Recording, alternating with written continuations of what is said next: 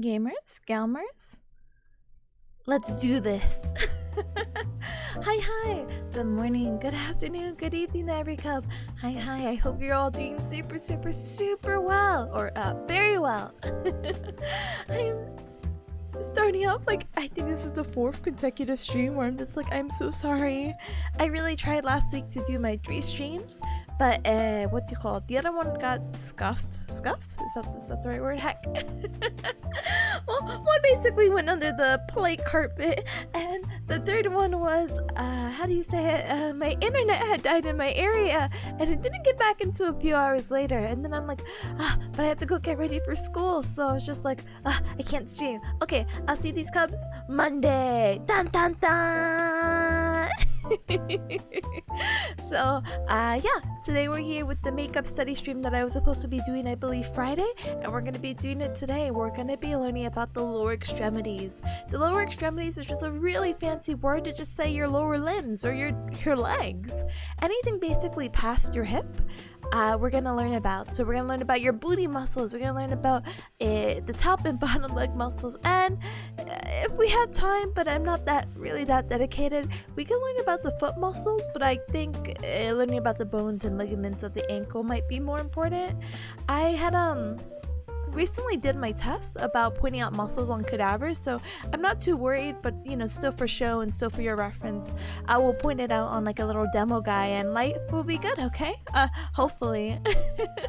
But let's get to it in just a little bit. Let me just scroll and say my hellos and all that good stuff, and catch up with notifications. Okay, but first, Faust, thank you so much for the team. What's up for 17 whole hecky months? Boing winkling time. I was like, groin? No, I'm sorry, my dumb brain is not wrinkled enough. Okay, boing wrinkling time. I gotcha.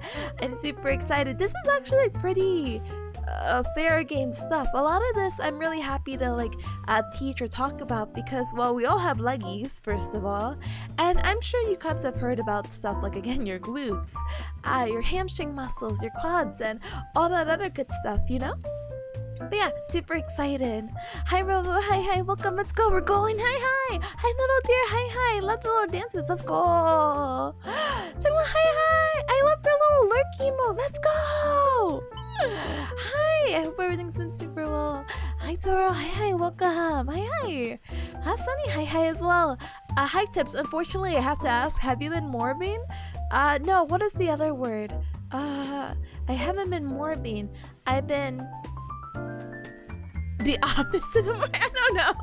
I feel like morphine, a metamorphical change to become this Dracula character, definitely not a werewolf. Me? No, I've been frothing at the mouth trying to go study and cram as much muscles as I can. So I wish I could be morbing. For now, I am just vibing. I hope you've been morbing. I hope everything's been good with you. Welcome. Hi Frost, hi. It's been 500 years, or maybe just 1 year, but hi, welcome. Glad to see you back. Hi Atomic, hi, welcome as well. Hi Kitsu, hi, Glaive. Wait, hold on. Wait, it's been a while? The Mighty Glaive says hi. Hi Glaive. Hi. I'm just like, huh? I hope you've been doing well as well. Robo says, what a picture to start off with? Yeah, you know what's really unfortunate? This is actually an actual study guide I gave to my classmates, and none of them understood the reference. Maybe I only had a Tumblr phase when I was a little bit younger than Forever 17, I used to go on Tumblr, I used to go on Tumblr a lot, and this is one of the memes that were always circling around. Leg so hot leg so hot you could fry an egg. Egg on leg, that's when you know your leg is on fire.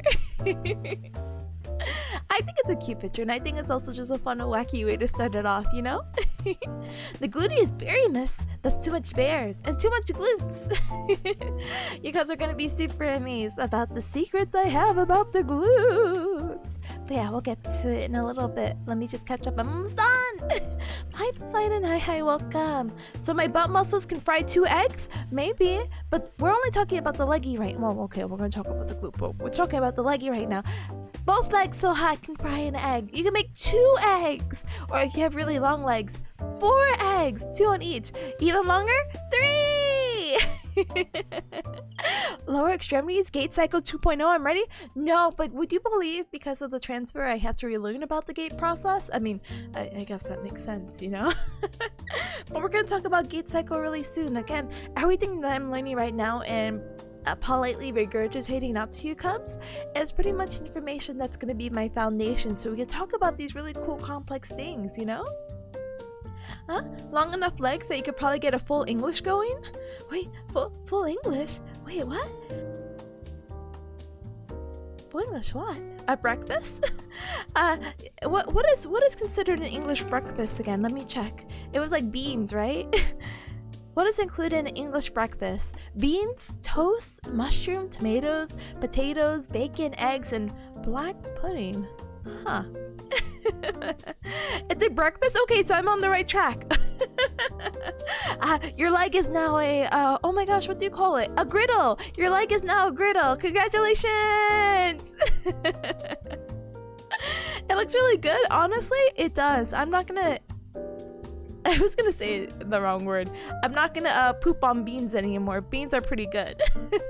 Beans also help you poop because of the fiber intake. But yeah, well, I'm not talking about nutrition right now. I'm talking about the leg. So let's get started, shall we? So I pretty much broke down the leg because the leg is super, super long. But you know what?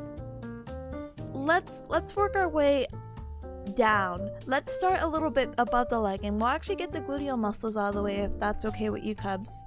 But just to start off, let me just read the compartments out to you. Oh, there's my mouse. And then we'll go from there. I'll bring out my little model.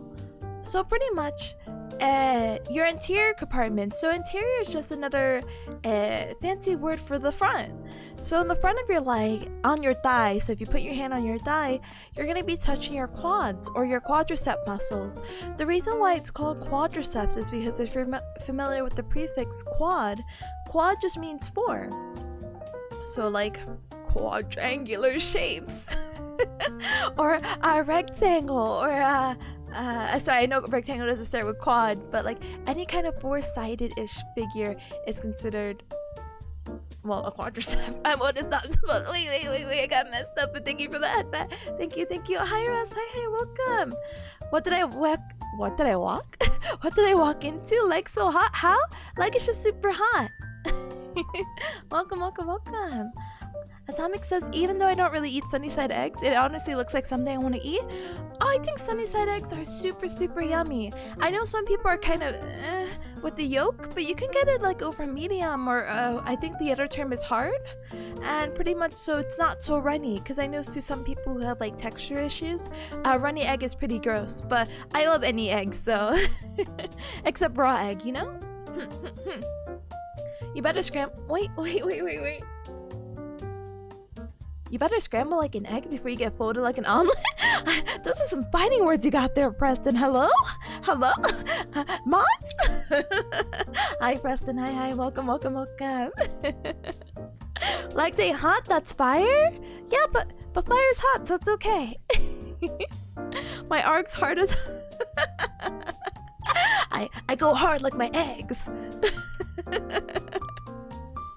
Cute. Anyway, so sorry, I got something. So yeah, basically quad means four. That's basically our go-to. The reason why you see 5 muscles though is because there's this muscle called the sartorius. That's like a little seatbelt muscle that I'll show you cubs in just a little bit. That's not part of the quadricep muscle, but it is in the anterior leg. So we'll look at that in just a little bit, okay? We have your inner thigh muscles. So these inner thigh muscles that you have are basically to help. Most of them are grouped to be your adductor muscles. ADD or adduction is how some people say it, because the word abduction and adduction sound very similar. I'm talking about, again, adduction, adduction, like addition. And these are muscles that are going to help keep your legs closed. So anytime you're just like, okay, what was very popular, using your thighs to squeeze a watermelon to see how strong your thighs are. You use those adductor muscles to close your super tight to see if you can squish it. Eggs are just as hard as my waffles. Russ, are you okay? I hope you mean hard as in crunchy. I mean, I guess crunchy eggs are kind of okay. Go! So hi, thank you for the tier 1 sub for 11 hecky months. Hello hello there. welcome, thank you for the continued support. I appreciate you. Welcome. Huh? Hard like Jacob. I don't understand the reference, Preston. I'm sorry, I'm dummy. Quad means 4. I'm learning so much, but yeah, you wouldn't believe some people don't know that. Penta is 5, I think. Wait, Faust, what do you mean? I think you always get these pentakills in League. What? Anyway. So yeah, quadriceps, again, those 4 muscles plus the sartorius. We have your inner thigh muscles, which are going to help with adduction. And then you have your lower legs in the anterior compartment. So think of the shins. You know when someone's like, I got kicked in the shins. This is what this area is, and it's composed of 3 muscles. So I think my biggest thing when I started learning anatomy is how lacking you are in muscles in the front of the leg. Most of it's pretty much bone. And that's something I'll show you again in the model once we get through this page really quick, okay? Dingus, hi, welcome! League of Legends? More like League of Leg. Let's go! Leg joke, let's go! Hi, Dingus, hi, welcome. Legends? Let's go! Legends!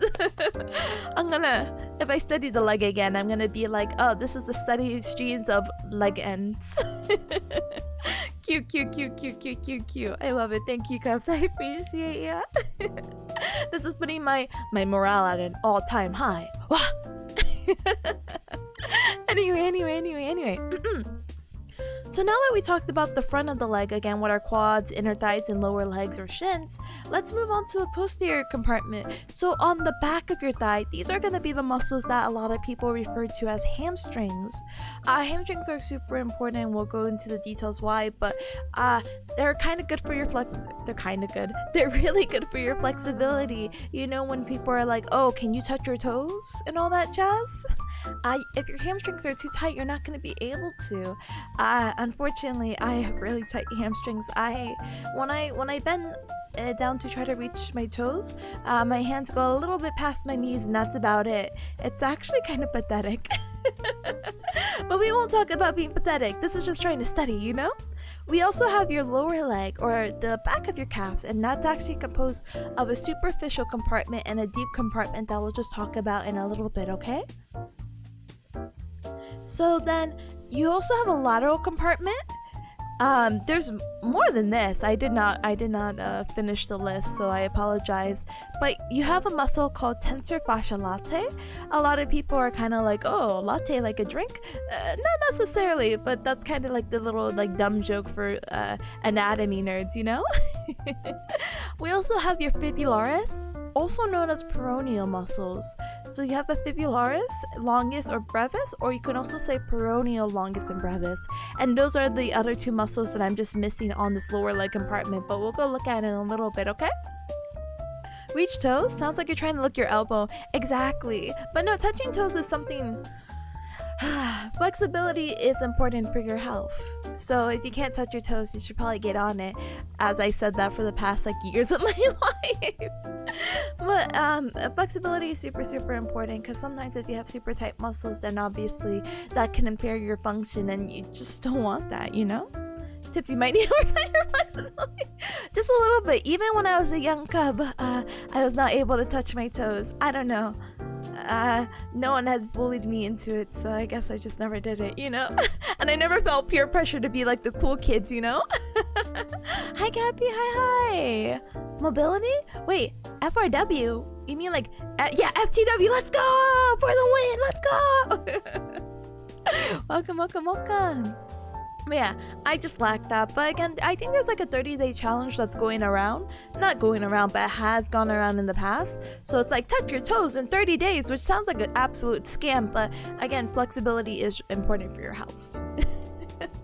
Anyway, so now that we're done with the legs, let's move on a little bit up, okay? So pretty much...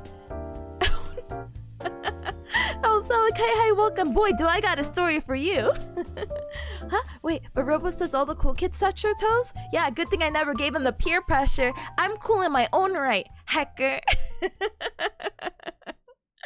Alex says, with them tight hammies, you won't be able to do a normal deep squat, which is true. I don't know. I can deep squat even though I have very tight hammies, but I don't know if that's in relation to my, how do you call it? When I squat, I can't keep my feet flat. My whole leggy's all hecked up, let me just tell you, Cubs. So I can't do a proper deep squat, but my classmate, because we were learning how to do squats in class, which sounds kind of like, huh? But it's very proper to show people the proper body mechanics when you do squats. And there's various squats. There's like a golfer squat, a deep squat, a traditional squat, what else? Oh my gosh, I demonstrated this one and I don't remember the name of it. What is the term to get on someone's level? I don't remember, I'm so sorry. But yeah, there's various squats, but my classmate went to go demonstrate a deep squat, and God bless his heart. He tried a deep squat, But the deep squatting, the whole thing with that is that you're supposed to bring your hips below his knees, and he was not able to do that. When he squatted, his hips were still above his knees, which is okay for like a traditional squat, but he was trying to demonstrate a deep squat. You need to get like low, like your booty needs to be hovering, like I need to get a ruler and see it hovering a little bit over the floor, you know? And he's like, I'm really trying, but you know, that's the issue with, again, if you have really tight hamstrings, you may not be able to do that. But it is what it is. It was just, I feel bad because it's one of those things where, like, I know he knew the attempt, it's just the actual motion. So I'm like, I actually felt even more bad because, actually, no, I won't say that. I won't say it. It's just one of my classmates critiqued him a little too hard, and I didn't think that was really nice. But anyway, hi Stress, hi, welcome, hello. I like your emote too, look at that cheese. Oh my gosh, all you comes with the cute emotes. This is how I find cute people to follow too. I'm like, they have cute emotes, they got my follow. Huh? Russ says, here's a motivational for flexibility training. That Japanese prison escapists are able to escape prison with flexibilities? Well, good thing I'm a good bearcat and I won't go to prison anytime soon. But there was actually this little side story I heard about prisoners escaping with the with digging. You don't need flexibility for digging, you just need endurance and good breathing. Val says you'll be outed in Eastern European countries for lifting those heels while squatting. I know, I want to do the traditional Slav squat. But I can't, I don't know. Anytime I bend, it's just I'm straight on my tippy toes, so it's very, very unfortunate. Oh, let's talk about hammies. Shout out to Big Ham. Hold on, wait. You need hammies to follow? Please follow the biggest hammy. She's so cute. She's been streaming a lot of StarCraft lately. I feel bad because I should say hi, but I just like click and I'm like, I'm sorry, Big Ham, I have to go study. Or I have to do this. I think I even had put her on during class the other day, during the weekend. But yeah, please do give her a follow if you like your hammies. Cappy says I also can't keep my feet. Huh?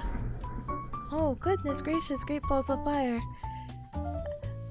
If I politely disconnect, the weather is bad. Anyway, I also can't keep my feet flat because my foot dorsal flexion be weak. I'm sorry, my dude. We go learn about that. Huh? And the homies don't let you touch their toes? Are they really your homies? No. What the heck? Get better homies, my dude. Stress says there's a cool squat a friend recommended, a Hindu squat. Requires less ankle mobility, but works out the quads more. Let me check it out. Let's open it up really quick. Huh? That's the ankle flexibility causing the heels off the ground? Oh. My ankles need to get to work then. Huh? So this is a picture of the Hindu squat, apparently. It's cut off? Question mark? Oh, there it is. I don't necessarily see the difference. I do see the heel coming off though, so I don't know. Yeah, I'm so sorry. I'm so sorry about the atmosphere. I'll definitely have to look into it and try it. I would love to... I don't know, I just want my feet flat. I want my feet flat and do a proper squat. That's all I want to do in my life. New Year's resolution, let's go! You raise your heels intentionally? Oh, let's go! Every time I squat now, I'm actually doing the Hindu squat. Hello? Tee. Hi Blue, hi, welcome. Tipanya love right back at ya. Wah! Hi. And also tighten the hamstrings for depth. So it might be similar to I don't want to say anything because I actually am just a student and I don't want to give out like bad information, but I don't know if you cubs have done this before, but have you ever stretched like the back of your leg on a how do you say it, an incline board? It's kind of similar to like, hey, if you stand normal on the incline board and you lean in and you stretch and you feel the back on your, if you feel the stretch on the back of your leg, I think you're stretching out the gastrocnemius and all that, which is a muscle again on the lower back, on the calf right here. But if you bend your knees, you're going to be stretching more soleus, so maybe the whole raising up your toes does a very similar thing, but obviously with different muscles. So yeah. Maybe squat exercises would help. Any exercise would help right now. I'm going to the cute gym. I'm going to a cuter gym now, but I'm only working my legs, so it kind of sucks. I need to get that full body workout. Hi, Ashley. Hi, welcome. Beep boop, I'm a goop. Hi, welcome goop. You can stretch that without an incline board. Just push yourself against the wall. True. There's many ways you can definitely do it, and then that's a better like at-home method because not everyone has an incline board, you know? Huh? Big words? The biggest words. Russ, thank you so much for the posture check. I'm gonna politely take a sip of water too. Don't mind me with my water bottle. Wow, hydration. A cuter gym? It's cuter because it's classes. And they're very, very small classes, and I still get really nervous about being around other people with current world events. But I've been doing it for 3 weeks, and I've noticed like progress, so I'm super happy. And anyway, maybe you could use a plank and some books to make it incline board, but you might end up falling, and your safety is like my top priority, basically. Never do anything too makeshift, or well, I guess there's always alternatives, but I don't know. If it's not safe, don't do it. Ashley says I'm not here for super long. Gotta go working apartment honey, but I hope everyone's having fun. Oh, I'm sorry, Ashley. Good luck with apartment honey. Apartment honey in Bearcat Mountain's kind of stinky. Actually, yeah. Absolutely stinky. Did you know, Cubs, if you're trying to move out in Bearcat Mountain, they basically did a whole increase of up to like $600 for a lot of the complexes near me. So it's just very, very expensive out there, you know? But yeah. Anyway, I'm sorry. Ashley, good luck with your apartment, honey. Hoping you the best. Let's go, apartment honey! Say the bad word. Sam, why would you let me do that? Big heck! The biggest heck. Welcome. You made it just in time for the booty muscles because I've just have been stalling, yeah. So, your booty, you have gluteal muscles. So you have your gluteus maximus, but did you know you also have a medius and a minimus? Also, the tentor fasciae latae is not a gluteal muscle, but it's also to the side, but there's some weird attachment, and we'll kind of go over that in a little bit. I don't think having them in the same category is necessarily correct. Blech. And for external rotators, so your adductor muscles that I mentioned earlier, or your medial thigh or inner thigh muscles, a good chunk of them do aid adduction, but also some of them help with internal rotation. So if you bring your knee in, that's internal rotation, and if you bring your knee out, that's external rotation. So even though it is your knee, you're also doing it with your hip because you know the femur and all that good jazz that we'll look at it in a little bit later. But you have several external rotator muscles, and these boys are so tiny, the super tiniest muscles. So again, after this little review, I'm going to pull out the muscle, so watch out. So we have the piriformis, we have our little gemellus sandwich because we have a superior and an inferior, and in between is going to be your external obturator. No, in between is your internal obturator, and then outside you have an external. But yeah, let's get to the model. There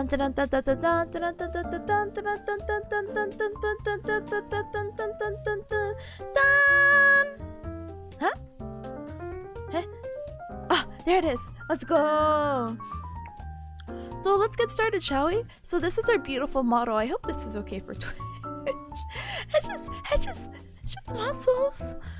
So right out here, yes, this is gonna be your gluteus maximus muscle. But let's take this out, okay? Let's hide it. And then look how many layers that we have right underneath our gluteus maximus. Let's kind of compare it to the other side. Whoop. Ooh. Nice booty. Thanks, Marshall. Hi. Welcome.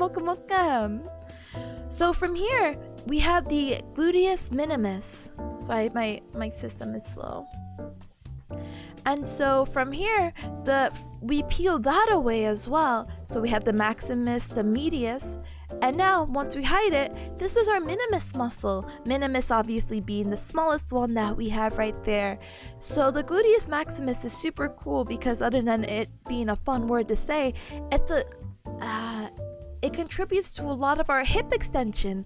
Hip extension is just a fancy word of saying like, hey, if you kick your leg back, you're doing hip extension. If you're kicking your leg forward, you're doing hip flexion. So gluteus maximus is a big muscle that is really responsible for all that extension or kickback that you do, while the medius and minimus are good muscles to help with abduction. Abduction is not adduction, it's AB, abduction, like the aliens, like wow wow wow, and it's to help you kick your leg out to the side. So if you're standing on one leg, how do I say that? Yeah, you stand on one leg and you start kicking laterally or out to the side your leg, those two muscles are going to be big players in that motion. Alright, so let's talk about underneath all the glute muscles. So you know how I told you kind of have like this weird sandwich though? So this is going to be our piriformis. Piriformis is actually really cool because, oh, can I get the nerves out? Hold on one moment. I'm putting on the nerves. Let's go. We have so many nerves in our hiking body. So this is a really cool thing that I think many of you cubs are actually familiar with. Have you ever heard of piriformis syndrome, or like, oh, my sciatic, I have sciatic nerve, and my back of my leg hurts, or you know, some weird thing that maybe you've said in the past, or maybe you heard like your parents say it or something like that.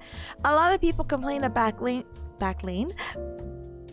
of the leg pain because of the sciatic nerve, because of its impingement normally on the piriformis, because as you see, this muscle is coming through the obturator foramen, which is like this little hole in the hip. Let's see if we could fade this. See, goes through the hole in the hip, and then it goes right underneath the piriformis. But yeah, let me unfade that. Lou says, is that really how medical professionals say adduction and abduction? That's a good idea. Thank you. I shouldn't say thank you like I own the idea. I think it's really cool. The issue is just, again, in English, abduction and adduction sound very similar. So saying abduction or abduction is normally really cool. I have to say, all these terms sound like Roman numerals. They do. They honestly do. I'll try to break it down as much as I can. But yeah, the sciatic nerve is pretty cool. We'll talk about that in a little bit later when we're talking more about class stuff. So let's kind of go into it, okay? Kaya! Hi! Posture check and hydrate. Let's go! Health! Hi, Kaya. Hi. Welcome. Thank you so much. My posture is pretty good, but I will never reject water unless I don't have it. Then I will politely reject in DRB to fill up my water bottle. But welcome! No dry shrimping. I promise I am not dry, neither am I a shrimp. I gotcha. How's your weekend? Did you have lots of fun? Did you have lots of fun? Sorry, let me sip.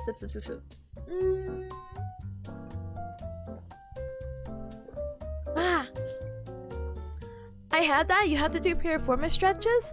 I'm sorry. This tiny muscle gave you all that problems. I'm so sorry. Well, that's why it's super important about your health. I trimmed my weight to a bulging disc. Be careful, Blue. Wait, no, that's scary. Posture check, everyone. Posture check. Posture check. Upright back. Feet on the floor. Keyboard preferably at elbow level. The ergonomics.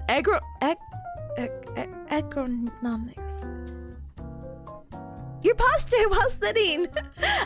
Please be careful and be mindful of that, okay? Shrimps must stay hydrated? Yeah, let's go. Yes, but I'm so tired. I can't wait to be home. Oh no, you're not even home yet? I'm so sorry. Well, I hope you're having the safest travels, and I'm glad you had so much fun. I saw a lot of photos, and the convention looked like a lot of fun. There were so many people. It's kind of like, man, I'm gonna start traveling internationally. I'm gonna go to the next Doka. I don't know if I could actually do that, but I would love to. Huh? Good idea to stand up every hour and do stretches and rotations and marching in every place. I use the interval timer website to ring every hour. Oh, that's super responsible. I kind of forget that I exist, and then 8 hours pass. So don't live like me. Live like Larry. Living like Larry. No, but in all seriousness, it's super important to get up and to basically stand up and stretch. Or even if you don't stretch, just standing up to help the blood flow and circulation. Did you know, Cubs? So when you're working inpatient, so maybe that's a skilled nursing home, that's a hospital. Inpatient is just basically a fancy word for, is there a bed for a patient to lay in and maybe stay for a long period of time? More than like an hour or two? Okay, inpatient, let's go.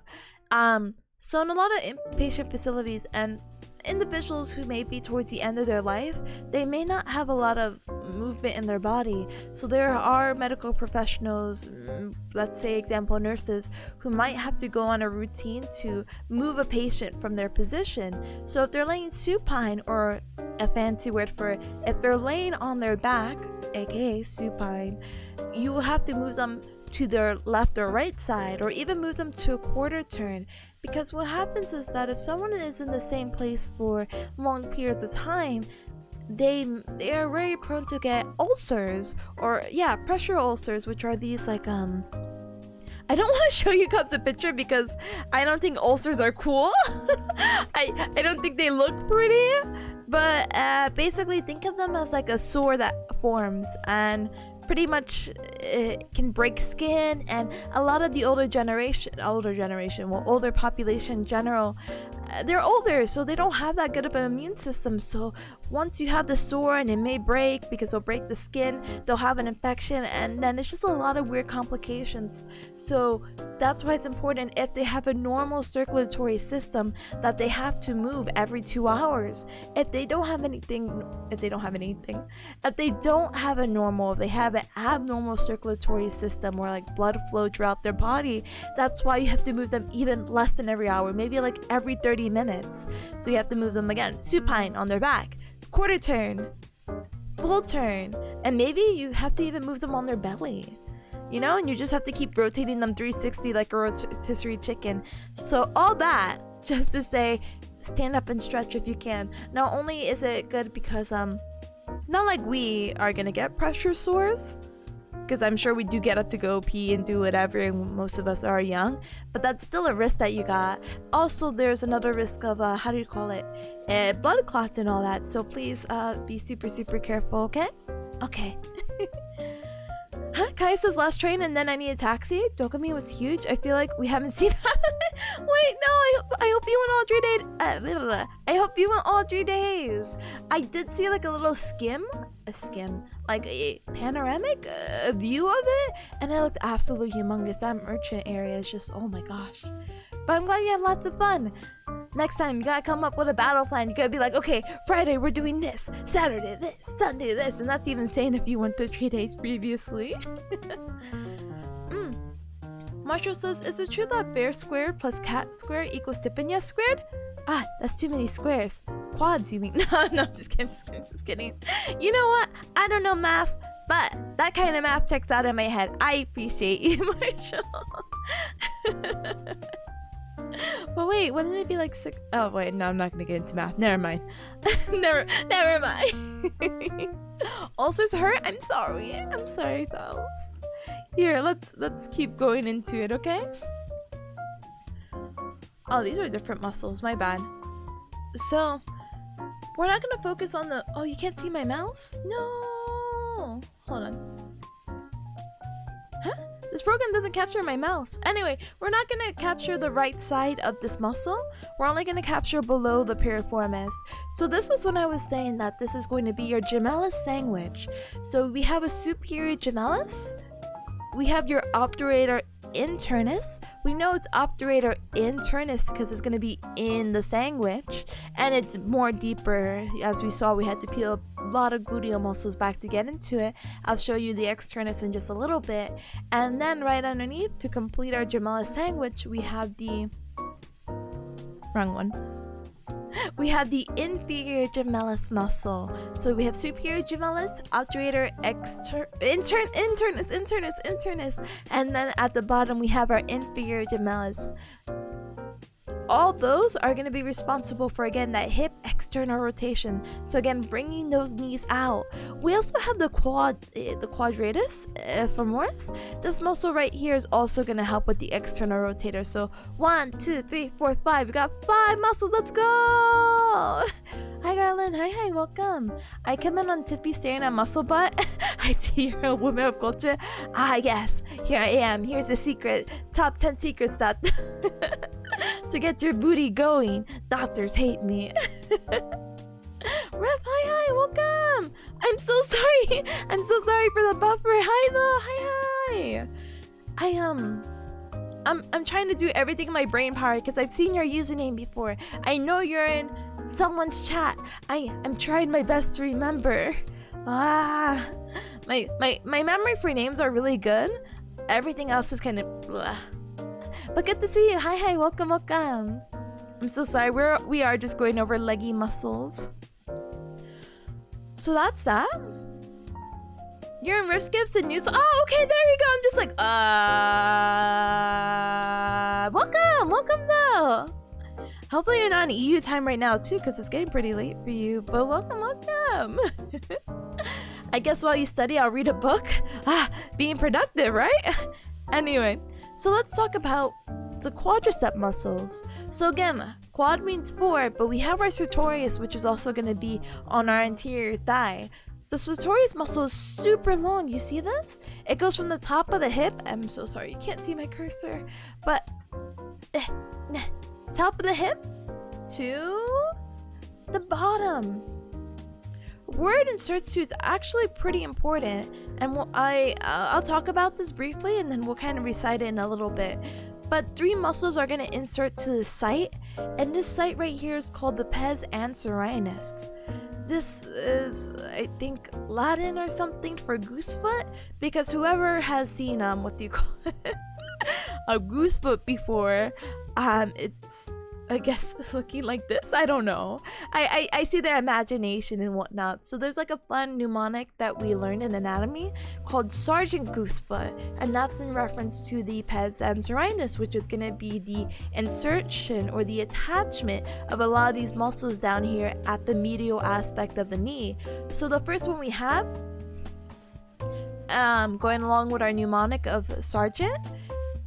By the way, I apologize. When I say sergeant, it's the abbreviation of sergeant to memorize the muscles. So it's S,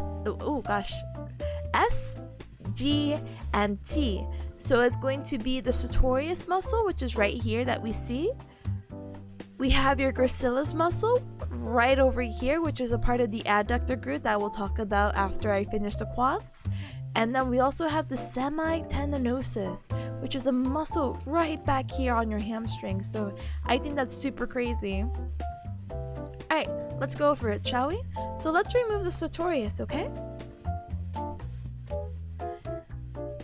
It looks like a leg seatbelt. Yes, it is. Actually, the sartorius is the longest muscle that we have in our body. It's joked about being like the seatbelt of the body, but it doesn't do anything like that. It can also be nicknamed your hacky sack muscle. So this muscle has like 5 different functions. So bear with me. It's a hacky sack muscle because it's going to help with flexion of the hip. So when you bring your knee up, abduction, abduction. So bring the knee away from the midline of your body. So bring it away from your body. It's going to help with external rotation. So as you bring it away, start turning your knee out. And now you've completed the hacky sack motion. So when you do hacky sack, I believe it's, you have the little beanbag and you like hit it with your ankle. Does that make sense? Maybe I should grab like hacky sack motion because I feel like, wait, wrong one. Let me get the tab. Hi Tippy, hi. Too many words? I'm so sorry. I'm trying my absolute best to like break it down, but I'm like, I'm like doing all these movements like, yes, the hacky sack muscle. Yes. Oh, this guy's played it wrong. Let's grab this and let me do this.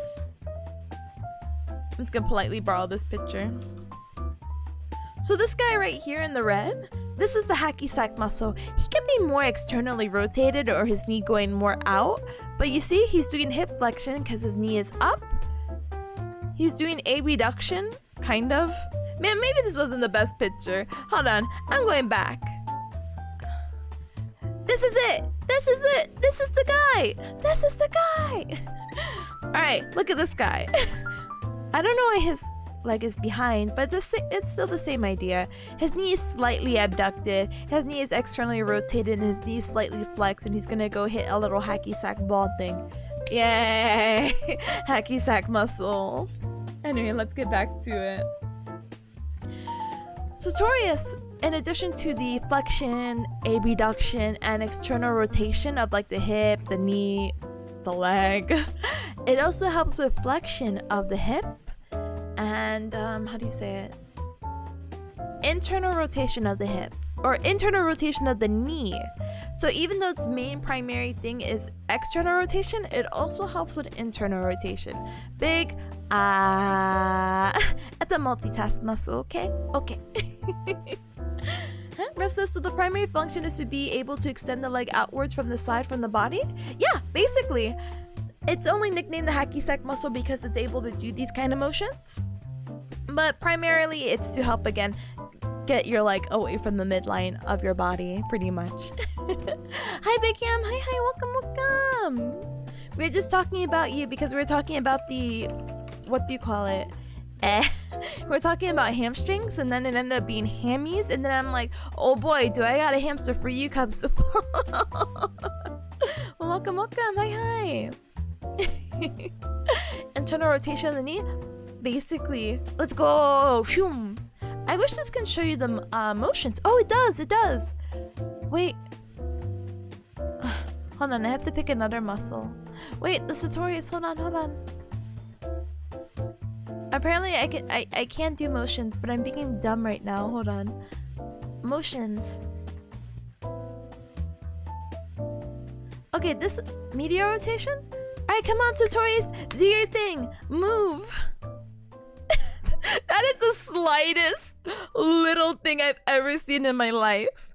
But yeah, that's how it can help with internal rotation. As you see, follow the knee, or the patella more specifically. You see how it goes inline? Now remember, sartorius is better known for its external rotation. So, ta-da! I don't know what's a better view at the moment, but again, following the patella is seeing it go outwards, and that's again your internal and external rotation for the sartorius. So now from there we're going to be talking about our quads. So we have 4 muscles to talk about. Let's talk about the rectus femoris. The rectus femoris is a really interesting muscle because it's going to actually, hold on, I think the quadricep muscles is the only one I kind of talk to more in depth. So let's actually use this for now, and then the rest we could use the model if that's okay with you. I feel like the model is a little empty because for whatever reason, you guys are not able to see the same interface that I'm seeing, so it's a little weird. Anyway, so we talked about the sartorius. We could talk about the OINAs. So we could talk about the origin, the insertion, the nerve innervation, and the action that it does. So for the anterior compartment, we have our sartorius, which again is that seatbelt muscle that we had saw earlier. The seatbelt muscle is going to attach right here on this landmark on our hip called the ASIS. Excuse me. Or the anterior superior iliac spine, because this is the spine of the iliac, which is a fancy word for your hip bone. Then it's going to insert itself into that pes anserinus that I was talking about earlier, the sergeant goosefoot. But if we had to give like a landmark location, like we're giving directions on Google Maps and whatnot, the insertion is going to be the superior medial surface of the tibia. So, right below your knee, in the middle. Ta-da!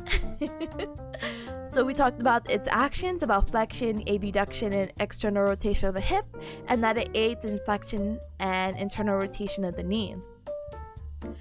Innervation is not something we had talked about, but this is still good knowledge for my own personal review, so I apologize, and we'll kind of talk about it. I mean, maybe we could briefly talk about it?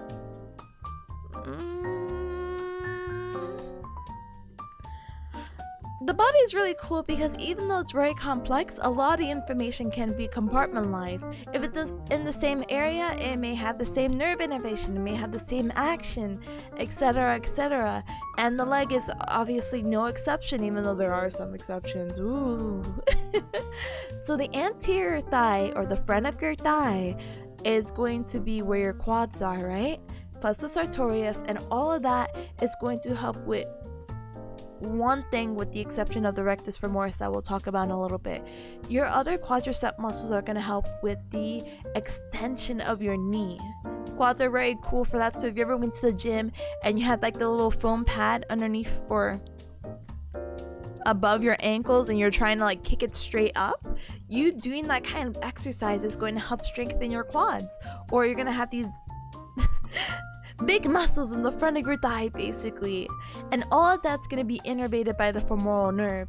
Knowing innervations is very important because if for whatever reason you have some kind of disruption or damage to the nerve, then you don't have the ability to power these muscles to do this. So for whatever reason, God forbid, that you're not able to strengthen or extend your knee, and you know it's not muscular related, it may be neuro related, and that's why it's important to say like, hey, I think your femoral nerve is bad because it's not just this muscle or this muscle, it's this muscle, it's the entire group that is affected, and the femoral nerve is the innervation for that. So yeah. big yeah. Anyway, so let's keep talking about the group. So then we're going to talk about your rectus femoris. So the rectus femoris, though it can extend the knee as well, because of its insertion onto the hip, it's also going to help flex the hip.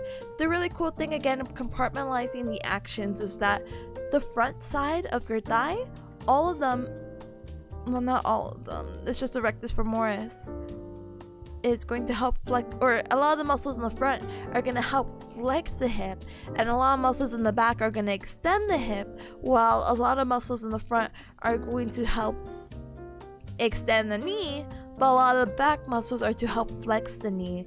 And again, we're going to go one by one, the best of my abilities, to kind of like talk about this as a very brief review, because we still have to go over like the super educational stuff. Is that why they slap your knee with a hammer? Actually, I mean, okay. So this is like a weird question. Not a weird question, but give me one moment. It's to give you the short answer. There's no reason to like slap your knee with a hammer other than to test your reflex. So what happens is that I believe they hit your patellar tendon, which is a tendon right underneath the knee, and patellar is just a fancy word for that knee bone that you have. So let's see, reflex of the quadriceps.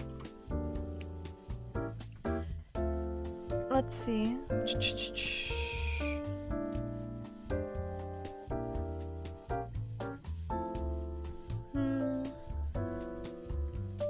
So I'm gonna politely borrow this. So this is like a super fancy, like probably not what you asked for kind of thing. But the reason why doctors hit your certain parts of your body is to test your reflexes, because if you don't have the proper reflexes, this might be something wrong with your spine.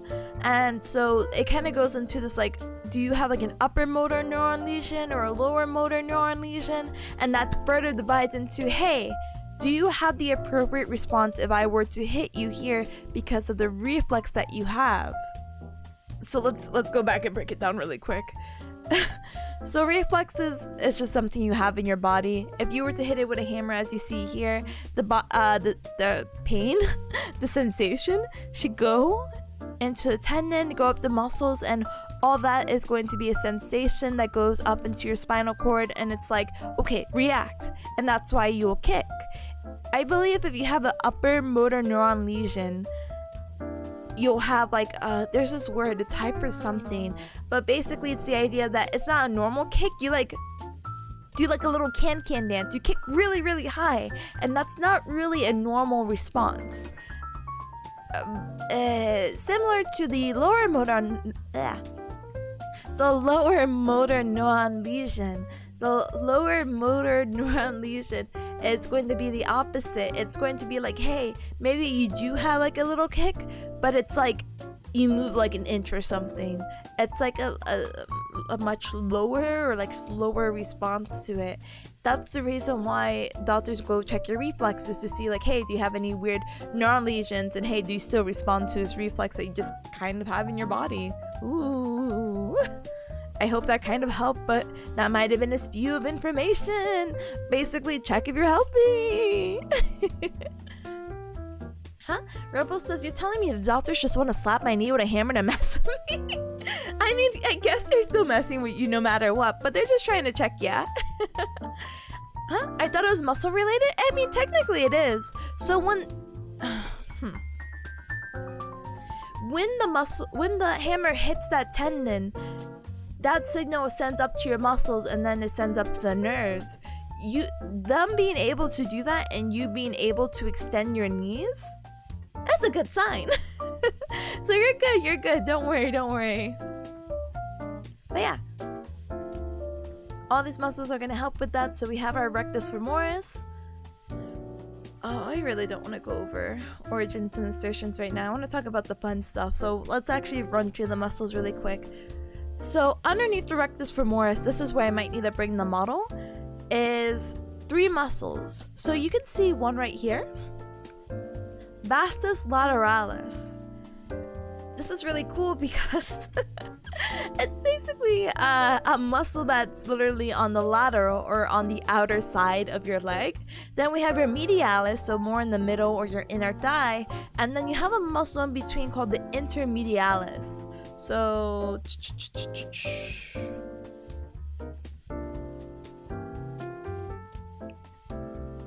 complete anatomy open. So this is your vastus medialis. As you see on the other side, this is our rectus femoris. So again, from the rectus femoris, I just peeled this bad boy off, and ta-da! I have my vastus intermedius. Then in here, this is going to be your vastus medialis. And then, of course, on the lateral side, it's going to be our vastus lateralis. Alright, I don't think I have anything else on that document in relation, so let's move on to the hamstrings. So for the hamstrings, these are all really cool muscles because they all insert to the same place, the ishiotuberosity. The ishiotuberosity, let me see, did I get the butt muscles out of here? Alright, goodbye obturator internus. And I also feel weird having the pelvic muscles here. I don't want to get in trouble to be like oh no, I didn't want to fade it, I want to hide it. I'm also gonna hide the coccygeal? No, that's the anal sphincter muscle. Alright, now I don't feel so weird about it. Anyway, so this is your ishiotuberosity. The best way to kind of say what the ishiotuberosity is it's your butt bone. So if you were to like feel your butt and you feel like a hard surface on it, that is that bone right here where all your hamstrings are attaching to. So you have 3 hamstrings.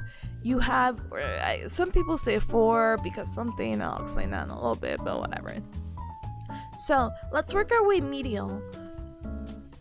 So these other muscles to the right side of it, I'm so sorry, you can't see my mouse. These other muscles on the right side of the muscles I've highlighted are still a part of your adductor group, which we'll talk about right after the hamstrings, okay? So right here we have your semimembranosus. This is one of your hamstring muscles, and again, your hamstrings are going to help extend the hip and flex the knee. So it's going to be the opposite of your quadriceps, which makes sense because they're on the opposite side as well. Should just be called the butt bone? Honestly, hello? Nemi, hi! I'm just passing by sharing good luck. I'm cheering you on. Stay amazing. Great to see you again. You got this. Oi, thank you. I appreciate you. I feel like it's been 500 years since I've seen you, but thank you for the well wishes. I appreciate you. Please have a good one on your journey of passing by. So with that, our next hamstring muscle is going to be our semitendinosus. So I was joking around with my classmates, right? And so semimembranosus, which is the muscle we just saw, and I'll click and highlight again, it has the word M in it. Semimembranosus. vernosus. So it's going to be more medial. And again, when we're referring to more medial, it's more midline to the body. So you see it's closer to the inner thigh. Now, semitendinosus, it's called tendinosus because it has this long tendon. This tendon is this white part that you see here. You can also see it mirrored on the other side as well. This semitendinosus is going to go all the way down. And you know where it's going to insert to? Dun, dun, dun, dun, dun, dun, dun, dun, dun, dun, dun, dun, dun, dun, dun. My voice is going. It's going to insert into the pes anserinus. So again, Sergeant Goosefoot comes right back up. Sergeant, the abbreviation SGT, is going to stand for, again, your sartorius, your gracilis, and your semitendinosus. Alright? So let's do it. So yes, this long white part is going to be your tendon, and anytime you see this like white part, those are just like the tendons of the muscle. Recall that the difference between like tendon and ligaments and like other words you might have heard like thrown around, tendon is muscle to bone and ligament is just bone to bone. And there you go. So our next one that we're going to have in our last muscle that we have in our hamstrings or the back of our leg is going to be the bicep femoris. So this is going to be the long head of the bicep femoris, and then you have a short head as well. This is really interesting because the big key player to this is nerve innervation of why these are so different. So the long head is going to be innervated by the tibial nerve, while the short head is going to be innervated by the common peroneal nerve. But this is something that we'll talk about a little bit later when we do talk about nerves, and we might have to draw it out and yada yada yada yada yada. Okay? So now that we're done with the hamstrings, let's move on to the adductor muscles, okay?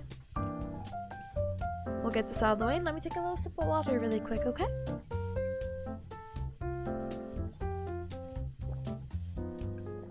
Alright. Oh, I don't mean to keep fading them. Let me take this one out too. Z. Oh, I think this is pretty good. So now we're gonna move on. So we talked about quads, we talked about hamstrings. Let's talk about the medial thigh adductor muscles. So there's no really cool abbreviation for this, or none that I know of, unfortunately. So you're gonna have your pectineal or your pectineus muscle right here. This is gonna help again adduct the thighs. So it's gonna help bring your thighs together. It's gonna help them touch. Right underneath is going to be the adductor brevis. Oh, you can't see it from the back. Heck. Can I fade others? Yeah. Oh, you still can't see it from the back. Heck. But brevis is excuse me. Brevis is just a very short muscle. That's basically what the word brevis stands for. Because right next to it, it's gonna be the adductor longus. So we can fade the others as well, and we can see in comparison to the brevis how long the adductor longus muscle is. Okay? From there, we have your adductor magnus. So this is going to be magnificent. It's gonna be some other mag word that means big. Let's see if we fade this over. Look how gigantic this muscle is, and you would have never seen it until we faded it out. The adductor magnus is huge, and it also has this little hole right on the bottom. I don't know if you could see that. Yeah, right here. And this is really important anatomically because this is called the adductor hiatus. This is where the femoral artery will pass through and become the popliteal artery. When we say the word popliteal, it refers to like the back of the thigh, because that little gap you have at the back of the thigh is called the popliteal fossa. But enough about that. I'm not really getting into arteries right now. I just want to talk about muscles. And then from here, your last one is going to be your gracilis muscle. So this one, even though it does help in adduction and all that, it actually also helps flex and internally rotates the leg at the knee joint. So yeah. I always thought the gracilis was a big adductor muscle, not only because it's super long and a part of the pes anserinus. I don't know, some person when they were trying to teach me, it's like, oh, you know, you're a lady, you sit with grace and you use your gracilis muscle. And it's like, oh, okay, man. But no, it turns out it does help with adduction, but it's not like considered an adductor muscle. Wow. Rest says, which muscles are the biggest that gives me runner thighs? So if you want like big runner thighs, I don't know, since I've been to the cuter gym and whatnot, I've seen like these people with like massive thighs in the front, and that means they work a lot on their quadriceps. So if you do a lot of exercises that involve like knee extension, I'm sure you can get it. But people who play sports have a very particular physique. I'm not saying in a sense of like, oh, you need to be a certain body shape or whatever to like have this kind of body, but I feel like if you do it a lot, your body forms into a certain way where you can identify like, oh, that person probably swims a lot, you know? I'm not that well versed with what a runner looks like other than maybe having like very nice legs. But yeah, hope that helps. Maybe not. So let's work our way down. So now look at this. I didn't take anything out. This is what your lower leg looks like. You only have like these layers. That's why when you feel the front of your lower leg right below your knees, that's why it's bone, because it is. It just is. I was so shocked. So you don't have any medial lower leg muscles, but you have it on the lateral side, so kind of let's go through it, okay? This muscle right here is your tibialis anterior. That's it. All these muscles in the front are gonna help you dorsiflex. So dorsiflex is just a fancy word of backwards flex the foot. So if you're sitting, raise your feet up and point your toes up. And or even if you're standing, I guess you could just point your toes up. These front muscles. What's with that foot emoji? Oh, I forgot K-Sun is on Twitch. I'm like, who has a foot emoji? I think there is yeah, I think you'll also like type it. Like a little colon and then foot. Ta-da! But yeah, so these muscles are gonna help you point your toes up, or like if you shift your weight up to your heels and go up, that's also dorsiflexion as well. These muscles also are gonna help you invert the foot. So I don't know how to explain it other than maybe showing you a photo. So let's pull up a photo of inversion, okay? Inversion of the foot, and then the opposite muscles that aren't in the front, I believe in the back, are gonna help you evert. So I'm so sorry for this like Jimmy Neutron looking foot model that I'm about to show you. But this is talking about sprains, ignore it. But the normal is obviously with your feet flat. Inversion is when you bring your big toe in, like in the middle of your midline of the body, while eversion is bring your pinky toe away from your body. So it's kind of like a scoop. I know in the past when we talked about upper extremities or your arms, we talked about this idea of supination and pronation of the arm. Bear with me. So supination again of the arm is if you have your hands out flat, like you're like, ooh girl, look at my nails, kind of like flat. If you turn your hand up and you kind of cup it, it's kind of like you're holding a cup or a bowl of soup, hence the term supination. You doing that swoopy motion with your palm up is supination, and then if you pour out the bowl of soup and bring your palm back down, that's gonna be pronation. So it's a very similar kind of maybe stretching at this point motion with the foot with eversion and inversion. So eversion, you're gonna kind of also do that same swoopy motion but with the big toe more to the middle, and that's inversion. And then eversion again is the pinky toe out. So a little bowl of soup trying to cup your feet and kick it out to the side. Okay? Alright. Back to complete anatomy. So yeah, dorsiflexion, eversion. You have this muscle right here. This is gonna be your extensor digitorum longus. So let's break down the name, okay? Extensor, it extends. So when we say extension in this case, it's gonna help bring the toes up. Digitorum, anytime you see the word digits, it's referring to either like your fingers or even your toes. So digitorum is just a fancy word for extend toe. And longus is, well, long. It's a pretty long muscle. And anytime we have a longus, we definitely have a brevis somewhere. So I'll kind of cut into it because I don't really want to talk about the foot, but for this case we will. So this is the longest muscle right here that I'm about to zoom into and click. This is the brevis muscle. Both of these are two muscles that are going to help do the same job. They're going to help extend the toes. But let's back it up a little bit. Not every toe. Because this is your digitorum, it's actually gonna be your 2 to 4. You have more than 4 toes.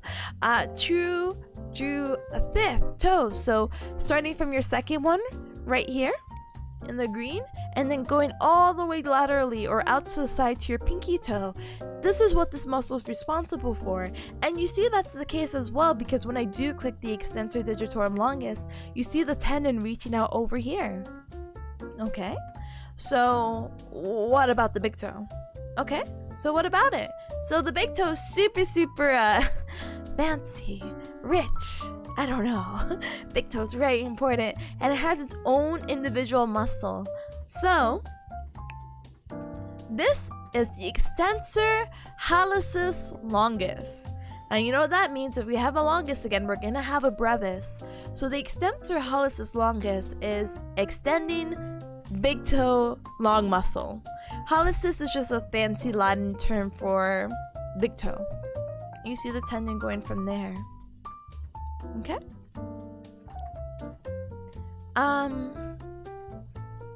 Tippus longus summons the tippus longus. Wait, I have to belong right here. Wait, what am I talking about? Da-da! Does the toe really need that long of a muscle? I don't know. Not really, but I guess the big toe is pretty important, you know? If you were to somehow lose function of the big toe or whatever, something. Oh yeah, your gait cycle, or the way that you walk, because gait is just another fancy word of walking, is going to be, what do you call it? Dies. It's basically gonna be disrupted. You won't be able to walk properly anymore, you know? Oh my goodness. Elster, hi, welcome. You caught me. Wonderful stream so far. Are you in the physical therapy field? If I say yes, will you not dox me? But yeah. I'm studying to become one. I think it's super it's a super cool profession that I've been really happy with for the past few years. And as someone who's also had obtained it for my low back pain, it's been nice. Welcome. Alright, so from here, now we talked about the hallucis, the digitorums, and all that good stuff.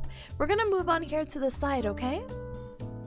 So, oh wait, this is still the extensor digitorum. I'm sorry, I meant this side. So now we're gonna head over to the lateral compartment of the foot. So we talked about the anterior, which again doesn't really have many muscles. But the lateral component has 3 muscles. So you're gonna have your fibularis, tertiary, which is this very small muscle right here. This muscle is also responsible for dorsiflexing, and it's gonna help with that eversion motion that we're talking about.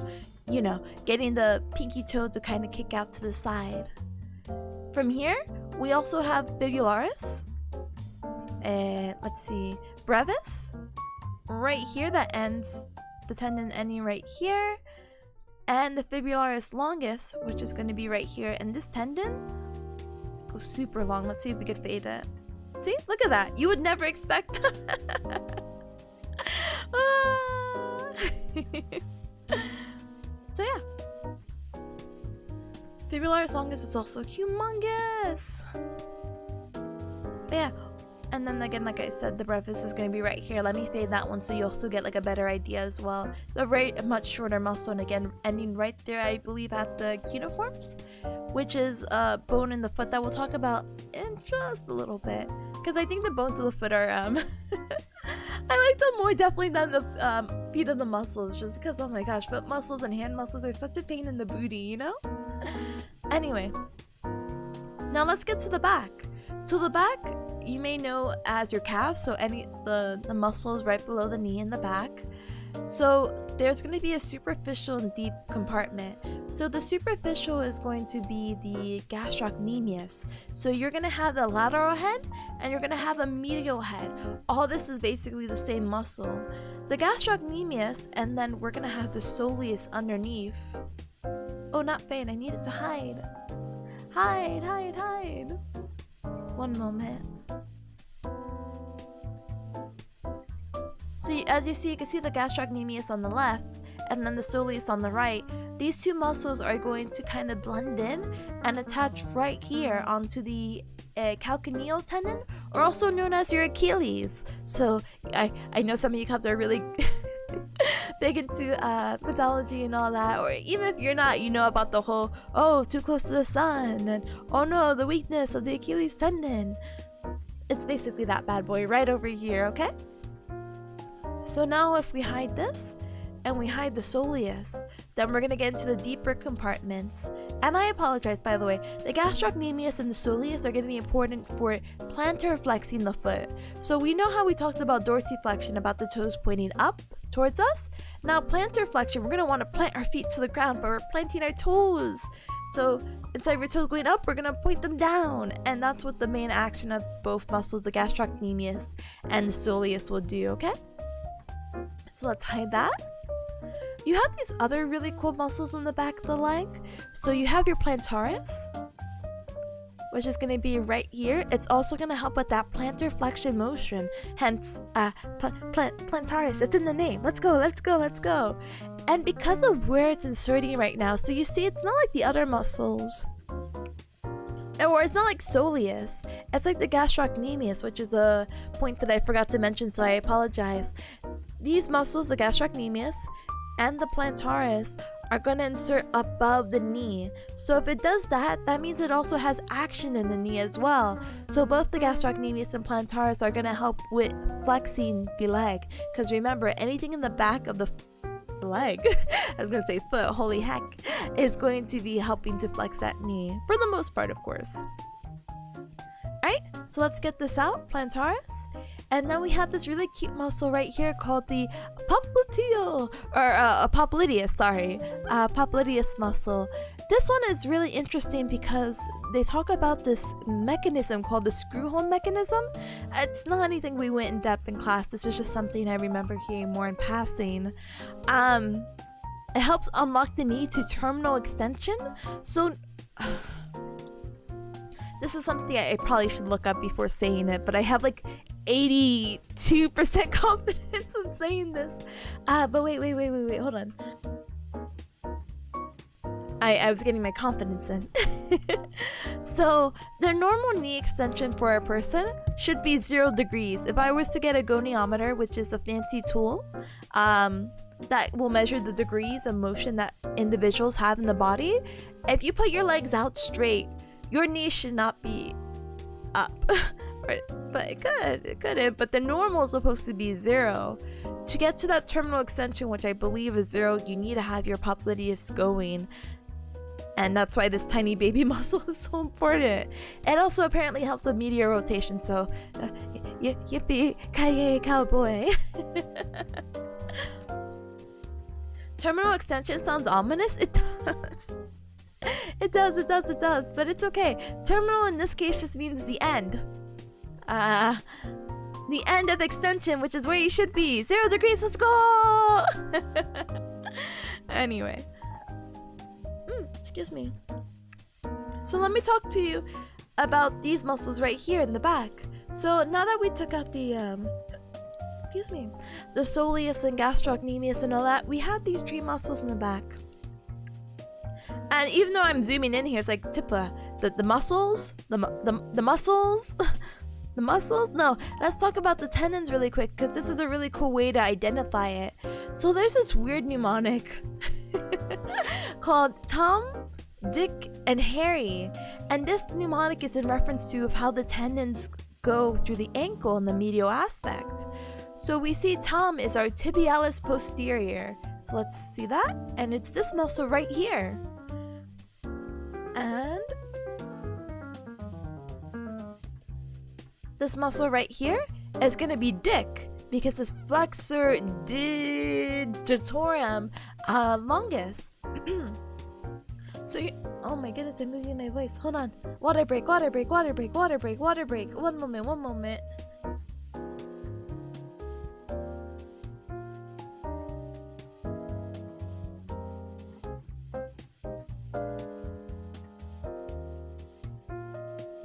It's what? What do you mean? I was just looking when I heard words. I'm glad that you're looking and you're hearing words. Thank you.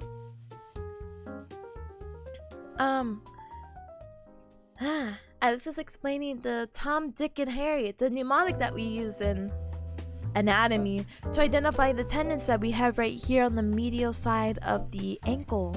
So we talked about Tom, we talked about Dick, and now this is Harry. Harry is going to stand for our flexor hallucis longus muscle. So again, flexing the big toe long muscle. Flexor hallucis longus, that's literally the translation. Right here again in the middle, we're going to have the tibialis posterior because we had the anterior in the front, and then this is our flexor digitorum longus muscle, flexing the digits long muscle. And with that, we are done with the leggies. You won't like this mnemonic, but technically for the Tom, Dick, and Harry, there's another mnemonic of Tom, Dick, and a very nasty Harry. A very nasty Harry is supposed to be for the artery, vein, and nerve. That passes by in that same order right there, so I don't know. Anatomy has a lot of weird, like, not safe for work-ish, like, mnemonics for no reason, but I guess it's just the shock value is to help people memorize. So now that we went through the whole lower extremity, minus the feet, because heck these heckers, what the actual heck do they really want me to do with these bad boys? Let's get into like the really fun things about it and how we can learn more about the lower leg. Not a big fan of Harry, honestly. Oh heck. Whatever. Alright, so let's go over the review and stuff that I actually have on the test. The stuff that I just reviewed was something I had already did test-wise yesterday, but now this is more lecture-based, so these might be like fun facts that you can share with your friends or other fellow cubs and be like, hey, Tippa taught me how to sail the borders of the femoral triangle. How's it not safe for work if it's your work to teach this? No, like some of the mnemonics for anatomy are inappropriate. Mnemonics like, you know, the fun memorization stuff, like, oh, again, like the borders for the femoral triangle is this mnemonic of sail and it's supposed to stand for these muscles or ligaments, you know? How do you say it? There's one that we'll get to when we talk about cranial nerves, which will be right after I finish the lower extremity stuff. So give it a few weeks and I'll teach it to you and hopefully not get too much in trouble. Anyway, so more lecture-based stuff. So we're going to be talking about things that are not necessarily in order, unfortunately, but because now you have a brief idea of what the leggy is, I think it should be good. Oh, but by the way, Blood Knight, hi, welcome. So let's talk about the femoral triangle. So the femoral triangle is... I don't know if this is a good way. I'm going to try to open it up on the other app really quick.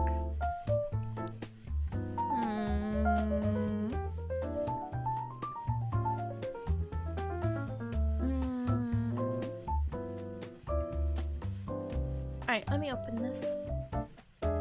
Thank you for the headbats. Thank you. Hi, Monte. Hi, welcome. How's it going? I'm here teaching me.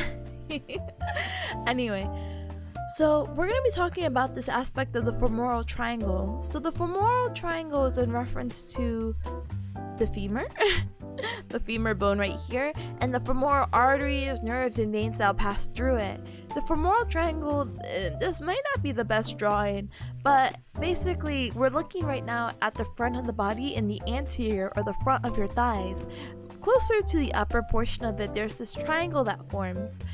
The borders are going to be your sartorius muscle, which that's not it. Sartorius actually inserts a little bit up there, so maybe I should just go back to the little Google Doc. Boo-hoo, boo-hoo. Alright. So your borders are gonna be the abbreviation of sail. It's gonna be your sartorius, which is right here. Remember that sartorius is gonna be the longest muscle in our body, the seatbelt muscle. We have the inguinal ligament. Oh my goodness. Sorry. I have no time to mute and I'm dying. Boo-hoo, boo-hoo. Thank you. Doing good. Hope studying's going fine. It is. Thank you. Here, give me like 5 seconds. I'm currently dying.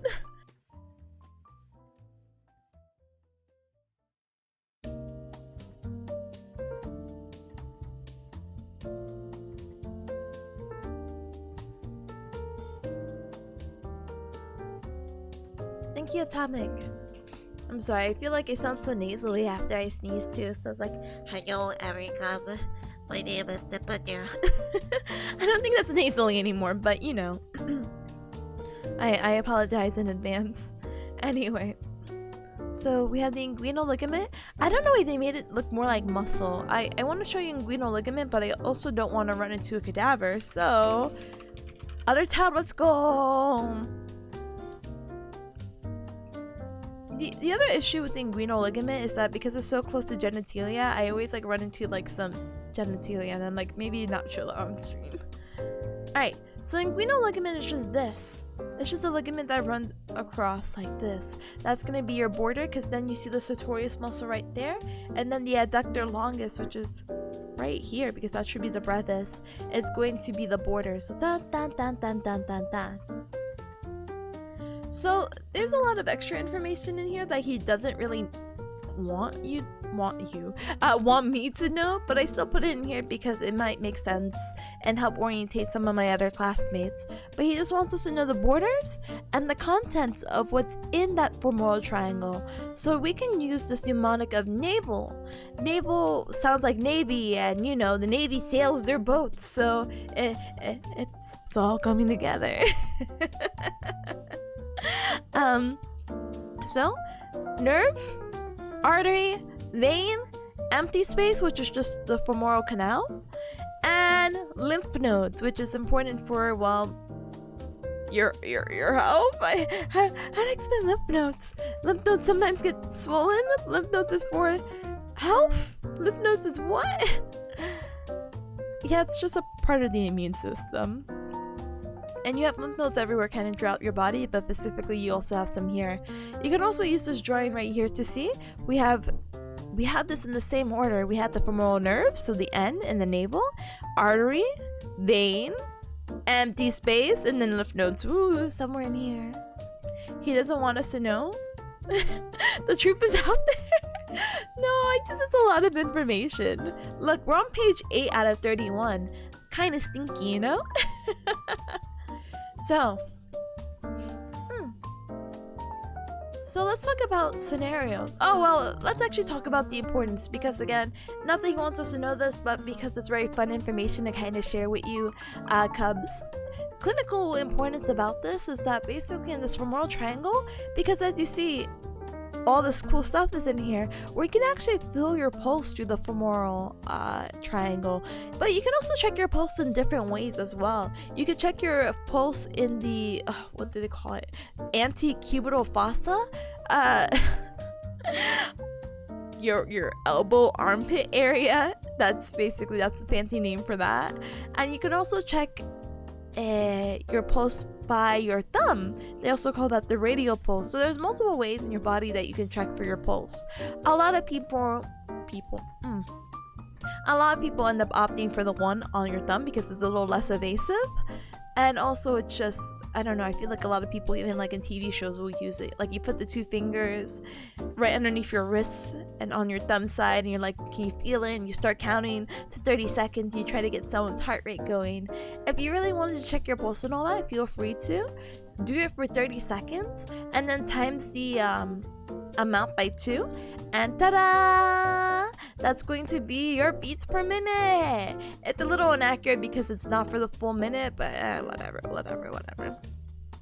Plus, if you do check it, just know that if your heart rate is anywhere between 60 and 100, you're normal. Congratulations. Wow.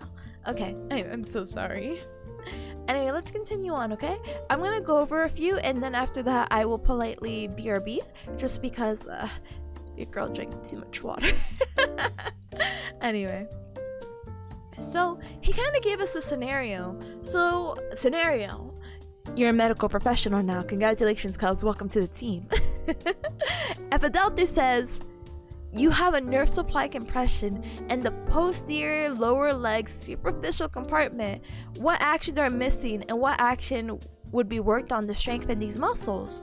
So we just talked about this. So on the back of our leg below the knee, the posterior lower leg compartment superficially is going to be really these two muscles, the gastrocnemius that has again that medial and lateral head, and also the soleus together forming with that Achilles tendon. Those two muscles are going to be very important for plantar flexion of the foot. Plantar flexion again is pointing the toes down. And if he says that we have a nerve supply compression, it's most likely the tibial nerve, because even though I know we didn't talk about nerves, we'll talk about it, we'll sprinkle it in each question that we'll run into. This tibial nerve is going to innervate the whole posterior leg. So anytime you have some kind of weird issue, nerve related on the back of the leg, definitely tibial nerve. I know we talked about sciatica. No. We talked about the sciatic nerve. Maybe I should just talk about it though. Here, let's grab it. Let's grab a picture really quick so I have peace in my heart, okay? Huh? Tippa Sensei is a great sensei. Thank you. I appreciate it. Oh no, more appreciation. Total Bliss, thank you so very much for the follow. Welcome to the Cub Club. Welcome.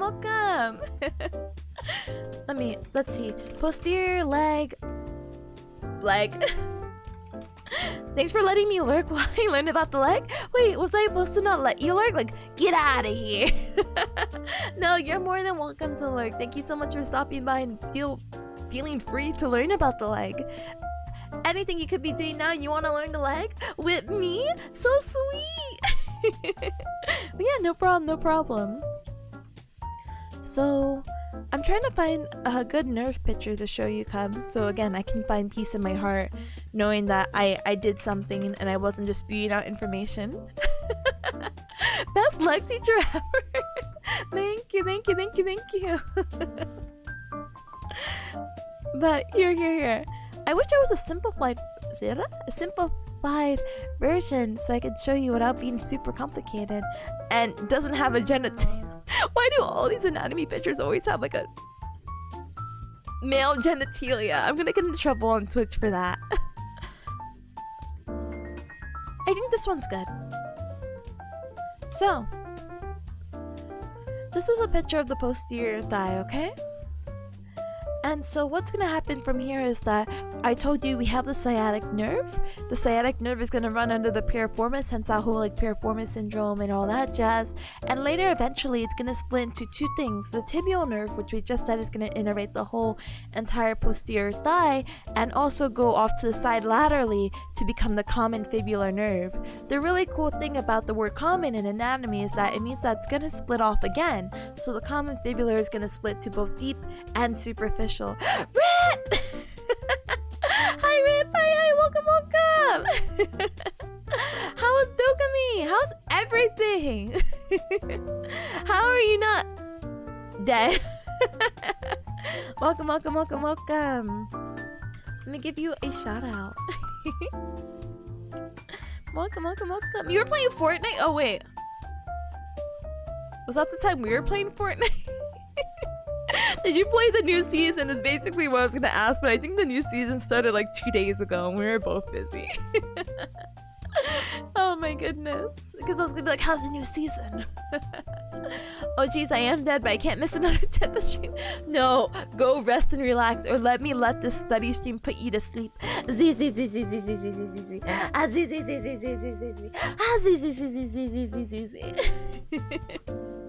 I got you. Welcome, I'm glad to have you. I'm glad that you had a safe and fun Dokami convention. all the pictures, you know, a lot more people. There was actually so many conventions happening this weekend. Apparently, there was also Acon in Texas, and then I think ASIN or something like that. And then I'm just like, man, I wanna go to a convention.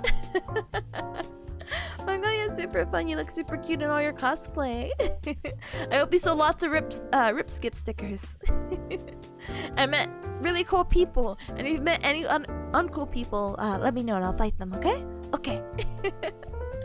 Anyway, but yeah, we're just learning about the leggy right now. So again, talking about the scenario again. With the gastrocnemius and the soleus being bleh. So again, if we have that nerve compression, it's going to be a compression at the tibial nerve because as we just saw again, it innervates the whole posterior of the leg. This is also going to affect the gastrocnemius, soleus, and the plantaris is also considered apparently like a superficial muscle. But yeah, so what actions would be missing? We won't be able to plantar flex. We won't be able to point our toes down. But in order to get that motion back and help strengthen everything, we should be working on a plantar flexion. So maybe even if it's not sitting, maybe we stand up and maybe use like a little bar for balance. We might have you or a patient or whoever may be having this issue, you know, like the little ballerina bar or whatever they have, or the parallel bar. Kind of grab into it, and then you have your patient just practicing plantar flexion, just having them go up to their toes, you know? Yeah, here's like another little brief diagram of the posterior leg compartment, as superficial as it gets. This is talking about the insertion where they all are going to insert into the calcaneal tendon or the Achilles tendon. Head to the gastrocnemius, the soleus being right underneath there, and the plantaris. Rip said I had a good time. Yes, but I missed you a lot. I know. It's okay. Now we got lots of fun together, but you gotta super rest. I don't know about you, but the last time I went to a convention, I think I got like knocked out for like a week. I was so tired. I was just like, ah. But I was also like, I would love to go again. I'm glad to have you back. Yeah. Oh wait, heck, I said I had to go to the Cubs, give me a quick pee break. I'm just like, oh wow, this looks like a lot of information. So we'll get super into it. I pinky bear promise you. For now, let's take a quick little break. Let me also grab some more water as well. I'll do a little raffle and all that jazz for points and gals and all the bragging, gambling rights you got. And we will finish through this document within the next hour, I hope. Or we could just skim through it. We go zoom. But I guess I should probably do a little more, huh? Anyway, I'll be right back. That's it. Okay. Goodbye for now, BRB.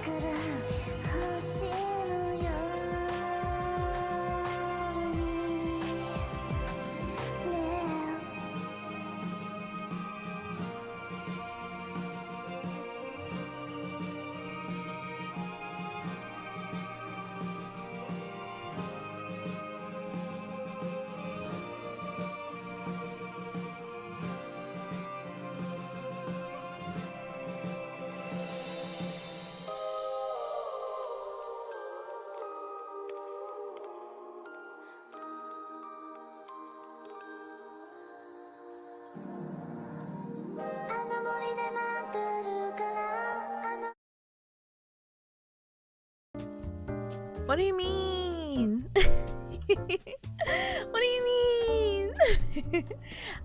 Everyone had a fair shot at winning that raffle, okay? Okay.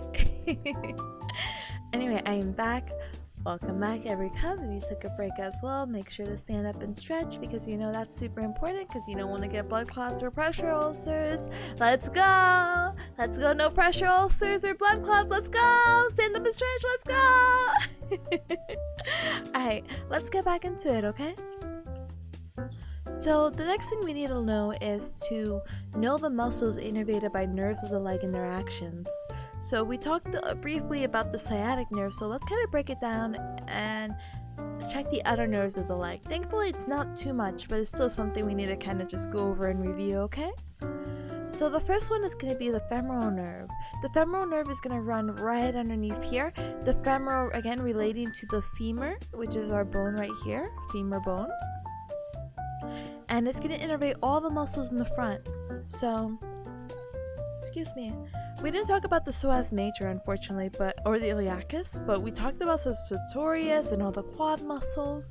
That's what the femoral nerve is going to innervate. And again, if you have any weakness in like hip flexion or knee extension and it isn't muscular, we might need to check for femoral nerve, okay? For the obturator nerve, this is not something we talked about, but we did talk about the muscles that it innervates, and it innervates the adductor muscles. The obturator nerve is different from the femoral because it's actually going to go through the obturator foramen. The obturator foramen is just a fancy medical term for hole. just hole. And so because this nerve passes through the obturator foramen, it is our obturator nerve. Again, it's going to innervate the gracilis, the adductor longus, the adductor brevis, the adductor magnus, and it's going to be responsible for the adduction of our femur, as well as maybe some knee flexion and internal rotation because of the gracilis. So now we're moving on to the back. The back of the leg, again, we remember we have that sciatic nerve.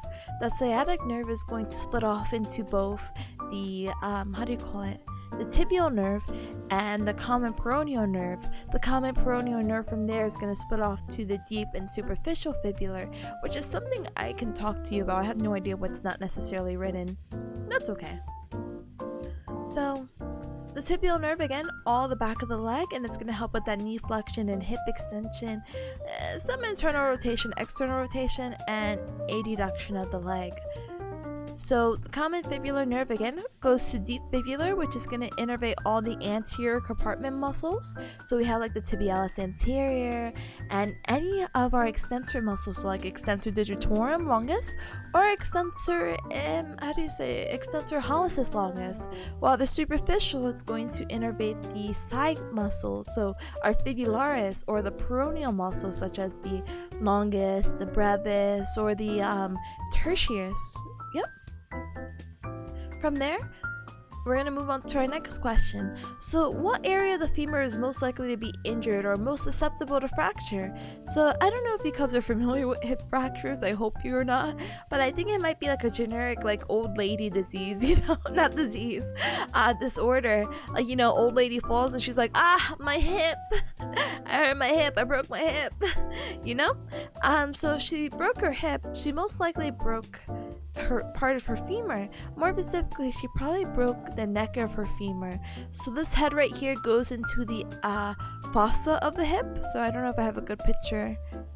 Like, you see how it attaches right into there, the neck and the head. So right here, this area, because of how narrow it is, this is most likely going to be the one that breaks because it's also just the weakest. So just be careful with falling or any old ladies around you, okay? Oh, okay. Hi, bye. Hi. Welcome. How are ya? Welcome to Lower Leggy 101. Robo says generic old lady disease. What a nice way to put it, honestly. So, speaking about hips and the head and the neck and the femur and maybe even the knees, we're gonna talk about something about the hip. Or, well, let me just say it. We're gonna be talking about coxa valga and coxa vera. So it's kind of like coxa what? So the term coxa is just Latin and it refers to the hip. When I say the word genu, it's going to refer to the knee. So coxa valga and varus is going to refer to the angulation of inclination, which is just a super fancy word to say, hey, you see how the head and neck are, and they're at this like very particular angle? Well, what if it was smaller? Or, well, what if it was bigger? So if the angle is bigger, maybe about 140 degrees, this is going to be coxa valga, while coxa vera is going to be underneath the 125 degrees. You see how the middle is normal? And then again, the neck and the head, this one again, it's over 40, this one's below. The reason why this is so is because depending on your hip angulation, that's gonna affect your knees. Have you seen anyone with knocked knees, like the little anime girl who's just like uwu, point left, point right, and they put their knees together and they're like, oh, senpai. Well, that's an actual disorder that people have. They have this knocked knee syndrome because of the angulation that they have on their hips. Because if you have a bigger angulation or inclination, I apologize, of the hip, you're gonna have the opposite effect than the knee. So even though you might have like a wider hip, you'll have the touching knees, and you have a smaller hip angulation, you're gonna have wide knees, so you're gonna have bow-leggedness. I don't think this drawing does justice, so I think I'm gonna do like shock value and show you like IRL real life examples of what knocked knees look like. Knock knees.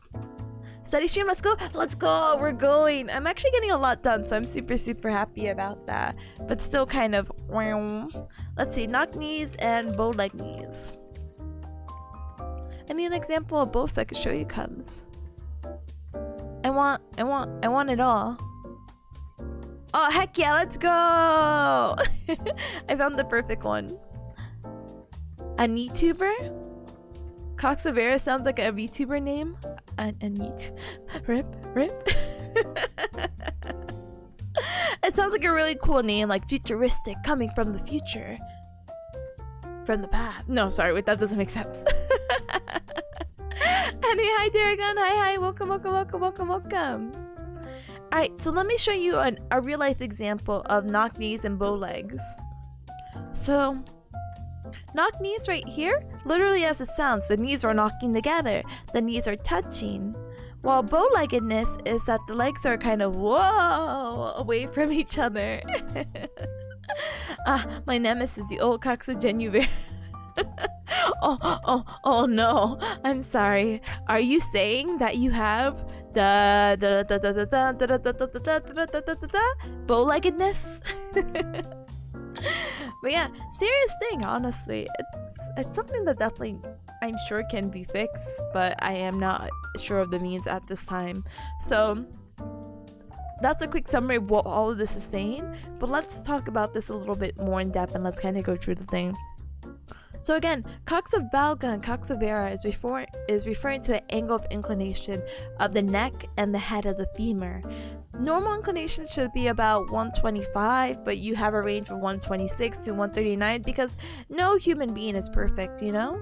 So when we have coxa valga, a cool way I like to memorize it is that valga has more letters than vera. This is 5, this is 4, coxa valga is more, so that's a greater than normal angle of inclination. And if you have coxa valga, it's going to create the opposite effect on the knee. So you have a wider hip, but this wider hip is going to bring your knees closer together, and it makes sense. Look at the angulation. Look at the angulation at it. You see how wide it is, and then because it's so wide, it's trying to compensate because the rest of your body, and then that's how you get the knock-knee syndrome.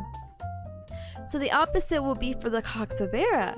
So coxa vera, again, having less letters, is going to be that sounds like fake medical, but that's honestly how I memorize these things. Anyway, because it has less letters, that's also going to try to indicate that the angle of inclination is less than normal. So you're going to have the opposite effect. So we're going to have that bow-leggedness. So this is not as dramatic as you see in the coxa vera, but the coxa valga, this is more straighter than what we see in the normal right here, and that's why you're gonna have something like these bow legs right here. So it's a little but that's the human body. Tee. A little bit more about our knock knees and bow-leggedness is that there's a thing called the Q angle, and the Q angle is just kind of the angulation of where something is in relationship to another. He doesn't want us to know about the Q angle, but just in case, bow-leggedness is Q angle is less than 10 degrees, and knock knee is that the Q angle is greater than 20 degrees. Okay, I'm just painfully curious. What is this Q angle again? What are we looking for to measure it? Okay, I see. So normal from, I believe, the hip to the knee should be 15, but knock knee is greater than 20, and then bow-leggedness is going to be less. Sure. Sure. Wow. Again, he doesn't want us to know it, so it's fine. That's such a good way of remembering it. Less letters, less angle. Let's go. Because the more that you look into medical text for whatever reason, the words will randomly switch. So genu veris is the same as geri verum. I have no idea why they made that switch though, but so again, if it has bigger letters, I'm sorry. If it has more letters, okay. bigger angle. Has less letters? Okay, less angle. Let's go. Anyway, let's continue on, okay?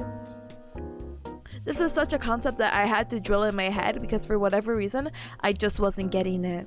So we saw it in the IRL example. Here's like another diagram of what it'll look in the bone if we had like an x-ray view. So the bow-leggedness, you see how like stiff and like ooh the bow-leggedness is, and the knock knees, again, the knees are touching.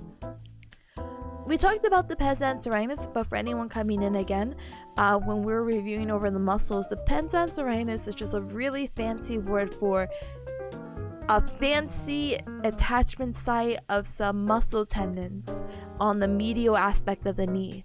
A cool mnemonic that we learned is Sergeant Goosefoot. Sergeant is going to be abbreviated to SGT. The goosefoot is in relationship to how the tendons of how the attachment site looks. It's supposed to look like a goosefoot.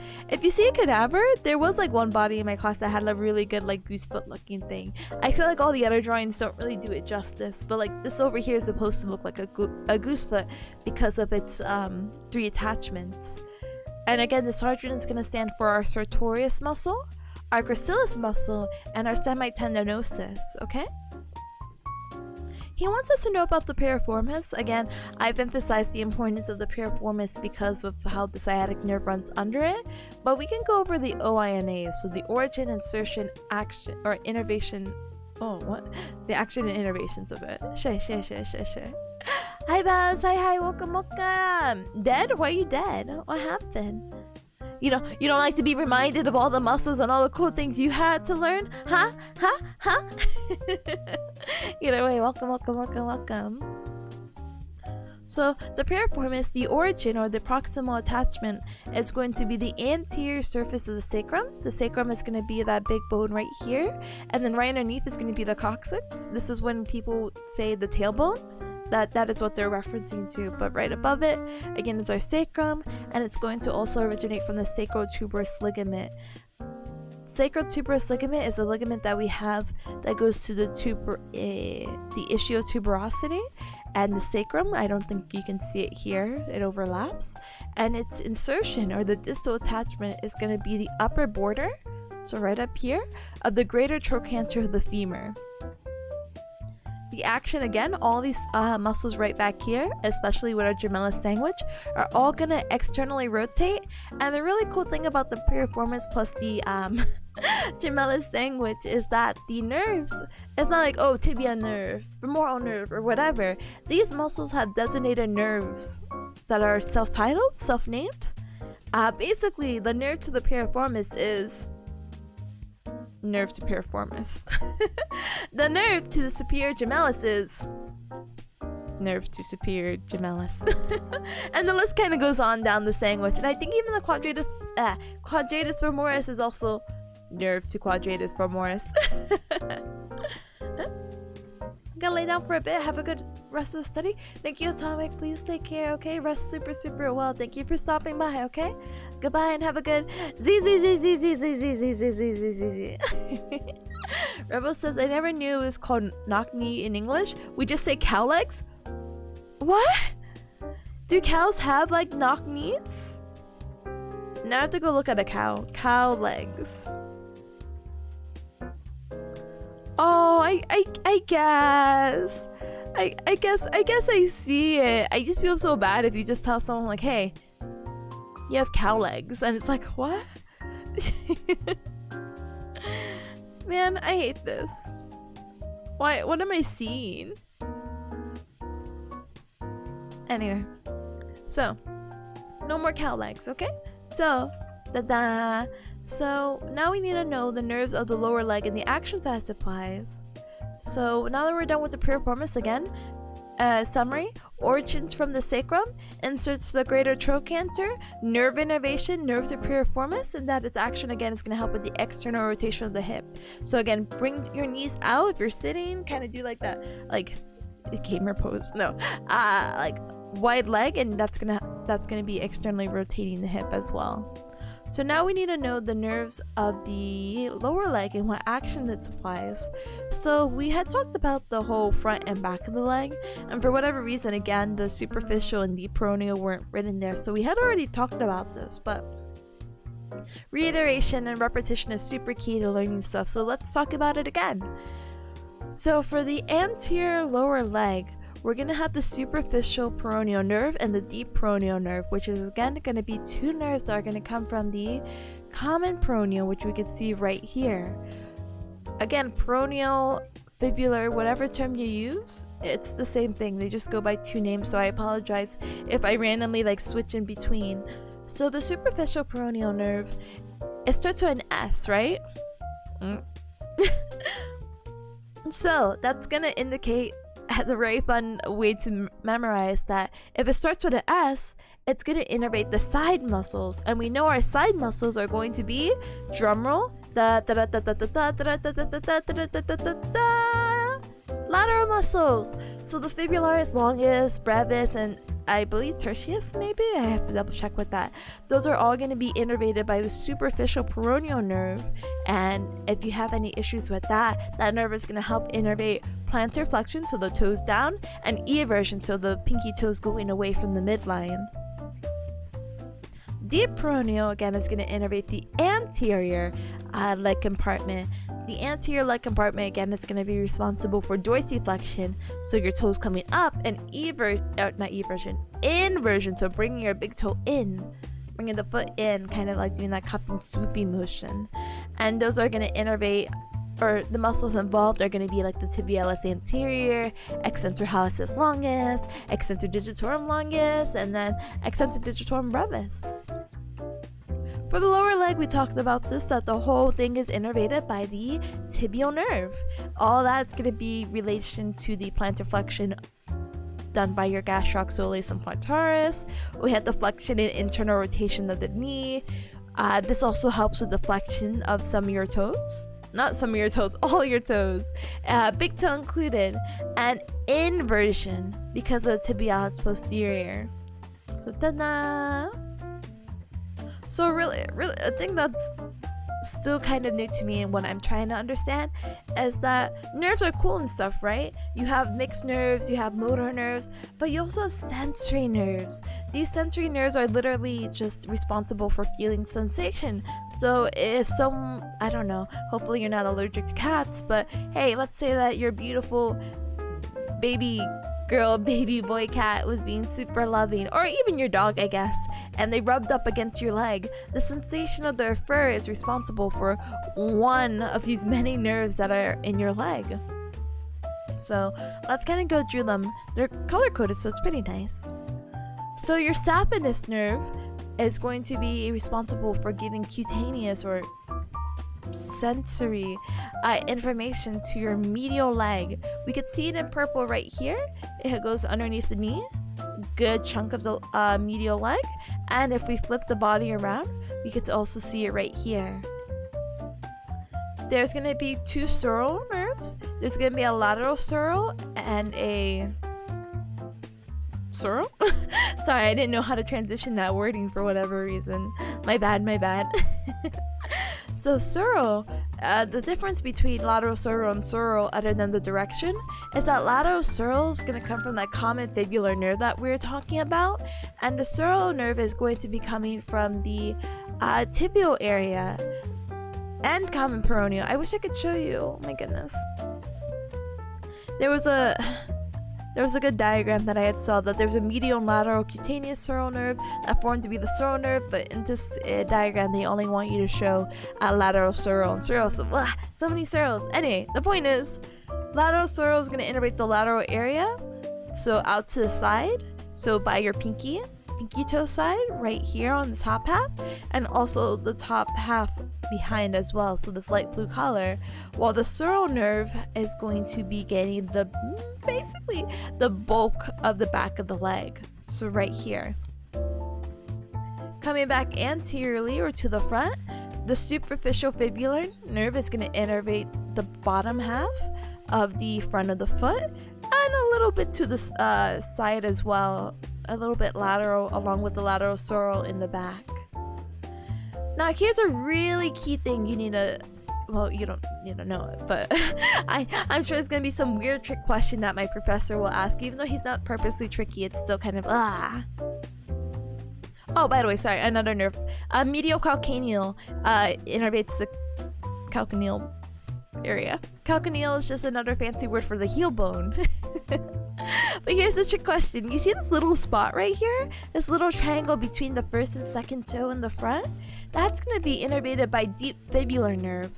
So the reason why it's so important to know about sensation and testing and like this whole like basically 40-page document, Google document, shout out to Google, yeah, is understanding sensation. So if someone was having a nerve problem, you can confirm it by certain things. So hey, if you were to test someone's sensation between toes 1 and 2 and they were not able to feel it, hey, that's a really good indicator to say, hey, I'm like 99.9% confident that you're having some deep fibular nerve issues.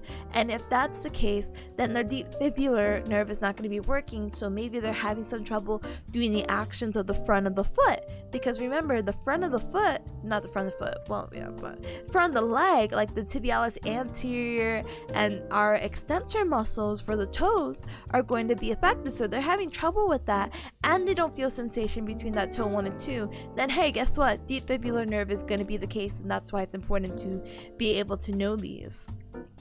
Speaking of knowing things, this is a little more excessive, so I apologize, but he wants us to know about the ligaments. So remember, tendon is muscle to bone, ligament is bone to bone. He wants us to know what's intra-articulate and what's extra-articulate. extra-articulate, yes. So the intra-articulate ligaments are all going to be in the inside. So,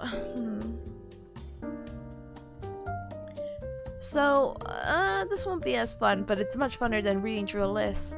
So intra means in. So some of the structures that may be considered intra-articulate is like the menisci that we have in our knee. The meniscus or menisci, because we have two, is going to be like the cushion for the knee. And it is, so we're not bone on bone. We also have the anterior and posterior cruciate ligament. I like to memorize cruciate as kind of like a crossing inside the knee, and you see this is inside the knee. But now we can label some extra articulate features. So we have our lateral collateral ligament, which is going to be right here. We also have a medial collateral ligament. You see how it's not inside the knee and it's outside? Same with the patellar tendon right here. This is also going to be an extra articulate ligament or structure. So he just wants us to know what is what. So this is not really pure memorization. I try to find patterns. It just turns out you just need to look at a body and be like, oh yeah, that makes sense. So we're gonna skip that. Okay, so for whatever reason he wants us to know specifically about the flexor digitorum longus. So excuse me. Flexor digitorum longus is actually a muscle that's a part of that Tom, Dick, and Harry mnemonic I was using for the tendons, and we can see it right here. We have your Tom, posterior tibial, Dick, flexor digitorum longus, and Harry, the flexor hallucis longus. This middle tendon right here is going to originate the muscle that we see right here in the middle. This is going to originate on the posterior surface of the body of the tibia and fibula. But I don't think this is a really good... Did we grab... Me and my classmate worked on this. I'm like, did we grab the right one? Because this is definitely not on the fibula. Huh? Should I get another picture? Hold on. Flexor digitorum longus. Yeah, that bad boy is not on there. What the heck? Okay, that's something that I will politely do a little asterisk, and you put that in like an awful color. Like, I love red, but I need to like this will grab my attention when I scroll back in to double check it. But yeah, definitely the posterior surface of the tibia, not the fibula. Which, here's actually a really cool way to memorize the bones, by the way. You see fibula and how it has an LA at the end? Well, the fibula is our lateral bone, or our bone out to the side by our pinky toe. So fibula, la as in like the word sorry, lateral. Yep, that's where I was going. My brain is dying. sorry. That's a really cool way to distinguish that. Distinguish it if you haven't already. Yes. Anyway, so the distal attachment, as we see the tendon was going down, and we see the tendon still going all the way down here. Remember, this is flexor digitorum longus. Digitorum means it's going to go on the digits 2 through 5. So this is where it's going to insert. It's going to insert to the plantar surface of the bases of the distal phalanx of the 2 through 5 digits. So plantar surface just literally means the bottom surface. Or not the bottom surface. Holy heck, hold on. Yeah, no, the bottom surface. The bottom of your foot.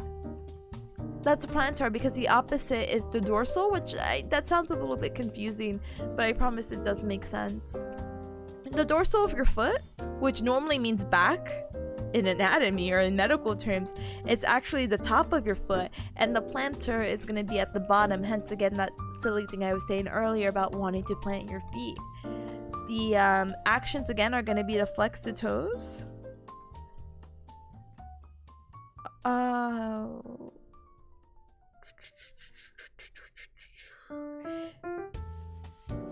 Sorry, give me one moment. I completely forgot something, and I need like 5 seconds to like reiterate it really quick. So I'll be right back. I'll do like a little quick raffle. I just looked at my phone really quick and I'm like, oh, wow. BRB. Oh no! Oh, Chai, welcome! Thank you for the tier 2 sub for 22 hacky months. And it's my favorite number. Let's go! But no, seriously, thank you for your support for 22 hacky months. I apologize. I have to quickly BRB. Long story short, really. One of my older classmates, she wanted to meet up because she was in this area, Bearcat Mountain. So I told her we can grab dinner after my stream. But we never decided on a place. And then she's like, which place do you want? And I'm just like, I have to like go through the options with her really quick. So give me 1 moment. I'm just gonna text her, but I feel weird if I'm like here just not saying anything. So I will quickly be right back, okay? 1 moment.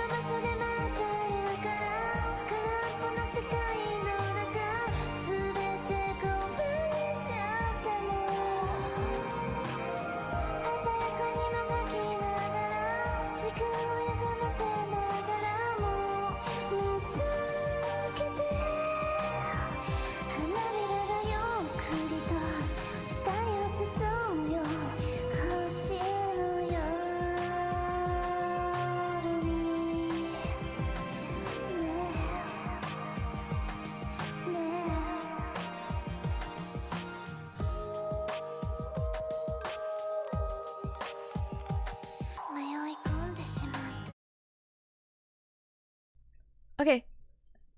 Sorry about that. Tiger, hi, welcome. Welcome. And Vouch, don't put me like that. Vouch said, favorite number? Does that mean $22 is holier than $5 in the typical?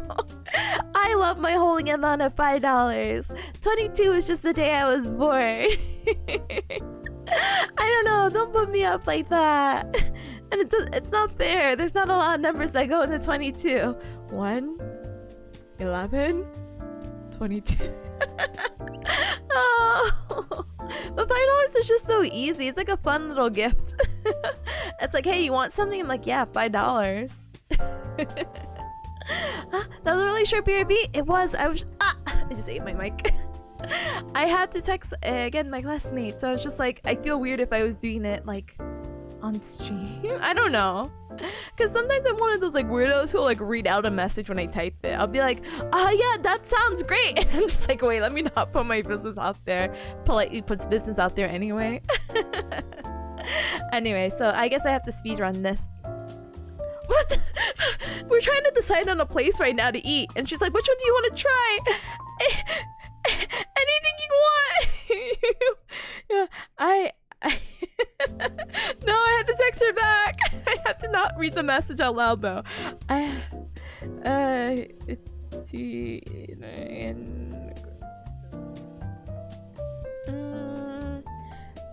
gonna just tell her to look at the menu. Look at the menu and pick your favorite item. That's how I pick my places. I go through their menu and I'm just like, that looks good. I really want to try that.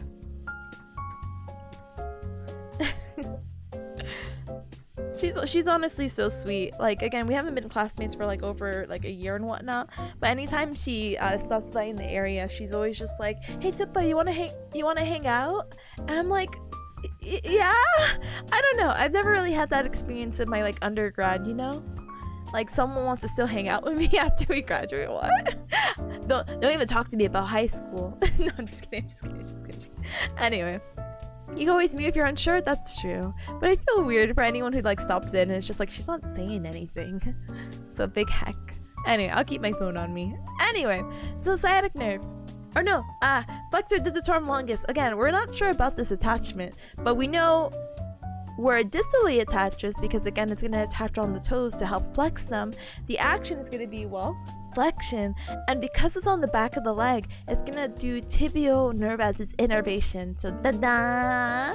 So the sciatic nerve we've already talked about, so we'll politely skip this. Ooh, we're repeating somehow. Hold on. Somehow we're repeating. Okay. I'm gonna just politely erase this. Alright, so let's talk about some methods of injury for our ligaments. So ligaments again are bone to bone, and we have an ACL, PCL, MCL, LCL. A lot of abbreviations, but I'll break it down for you, and we'll also find a decent photo of the ligament so you know how to reference it. Knee ligaments of the knee, ACL, LCL, all that good stuff.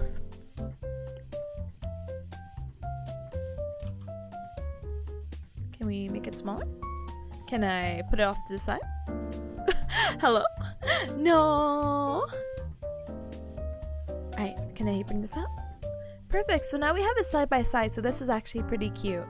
So we need to know about the methods of injury because some people do sprain their ankle, or not ankles, well they do sprain their ankles, but we're not talking about that right now. Some people sprain their knees. I'm sure a lot of you are familiar with those in sports who may have just like hurt their knee, and this is how they could potentially do that. So you have an ACL, and ACL is just a fancy abbreviation for the anterior cruciate ligament, which you can find right here. So the anterior ligament's bulkier in the front, because hence the word anterior, and it's going to insert to the back of the knee. Same with posterior cruciate ligament, or the PCL. It's going to be mostly in the back, but it's going to insert up to the front as well. So the ACL, as we were just talking about right here, so what's going to happen, a method of injury that may happen to the ACL is that if you have planted your foot, so your foot's down and you twist it, you can easily just knock that out. Or a lateral blow or a blow from the side with like maybe like a bat will definitely not be good for that ligament. The ACL is supposed to be responsible for preventing displacement of the femur and fibula, and it's pretty taut or like loose during knee flexion. That's a lot of information at once. I'm so sorry. I don't know how to digest it. I'm trying to think about it. That's just straight up memorization. I'm so sorry. Hi Snooki, hi Ida, welcome. I hacked up my knee while resetting my router once and crouched at an odd angle and it went pop. As long as that pop wasn't painful. If it was painful, then that's something to completely worry about. But if it was not painful, we move on.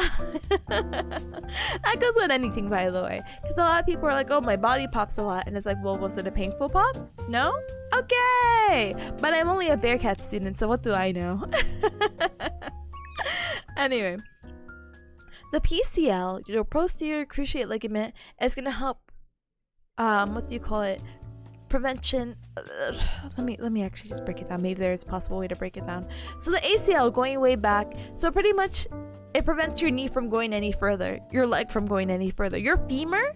So if you put your two fists on top of each other, or so you make a fist, step one, and you put them on top of each other, and you have that top fist slide forward on that bottom fist, that ACL is going to help prevent doing that.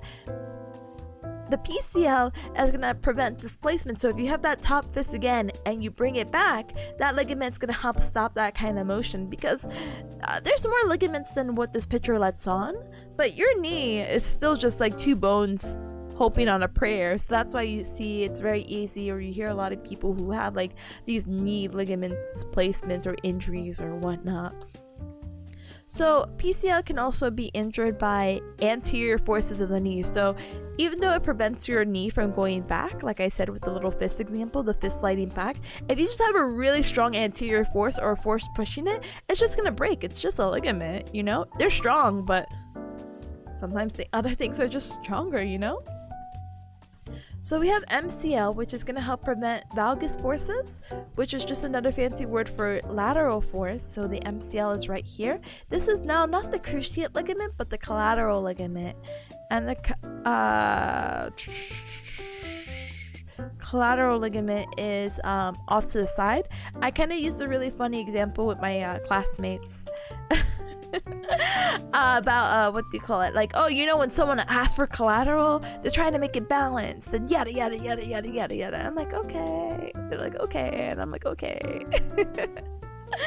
Here, give me 1 second again. My classmate's just being so nice. She's like, well, what place is closer? Okay, hold on.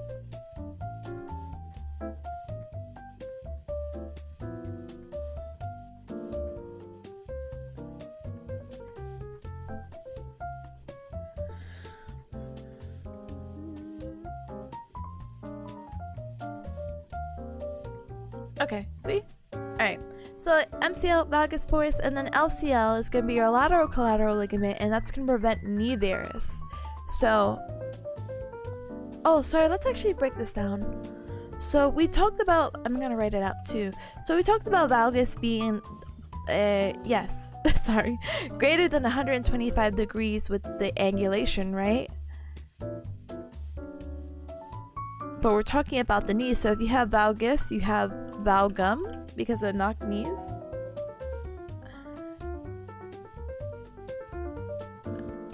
No. She's so fast at typing.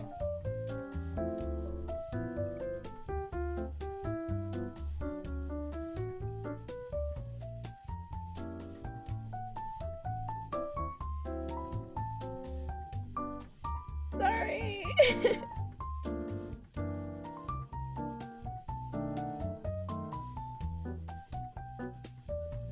Okay. Never mind. We're speed running the ligaments. Heck the lig. Oh no, she's sending me to the further away one. No. One. Anyway. No, she's sending me to the further away when I have to end stream. No. Anyway, so MCL and LCL, okay? So MCL is gonna prevent valgus force. I'm pretty sure it's lateral forces. And varus is medial force. And those are your ligaments. Alright, I gotta speed run this. Okay, this is really important. Now I can actually explain this one better than the knee one. So please forgive me for that really poor explanation of the knee. The ankle one is very easy in a sense that there's like 3 main ligaments on the lateral component. You have ligaments in your medial, and those are called deltoid ligaments, but we won't really get super far into them. The lateral ligaments are also prone to injury, with the anterior talofibular ligament being the most, how do you say it? The most vulnerable and most likely to be displaced or injured. But in general, if we're talking about the ligaments and sprains, we'll talk about that in just a moment. But let me go through a brief introduction to each ligament. So again, we have our first one, anterior talofibular ligament, the ATFL. We have your calcaneofibular ligament, which is going to be right down here. And then we have your posterior talofibular ligament, which is going to be right here. Anterior being the front, posterior being the back, calcaneofibular being in the middle. But the really cool thing about these ligaments is that they're named after what they are attaching to. So this is your talus bone right underneath. I know it's very hard to see. It's right underneath the fibula, but talus, fibular. Fibula bone. The calcaneal, this is your heel bone, the calcaneus, and this is going to be attaching to the fibula as well, hence the name calcaneofibular ligament, and then again talofibular but in the back. So we have grade 1, 2, and 3. There again says the way I remember it is if it has the letter L, the distal part moves laterally. Wait, in like collateral, you mean? Oh.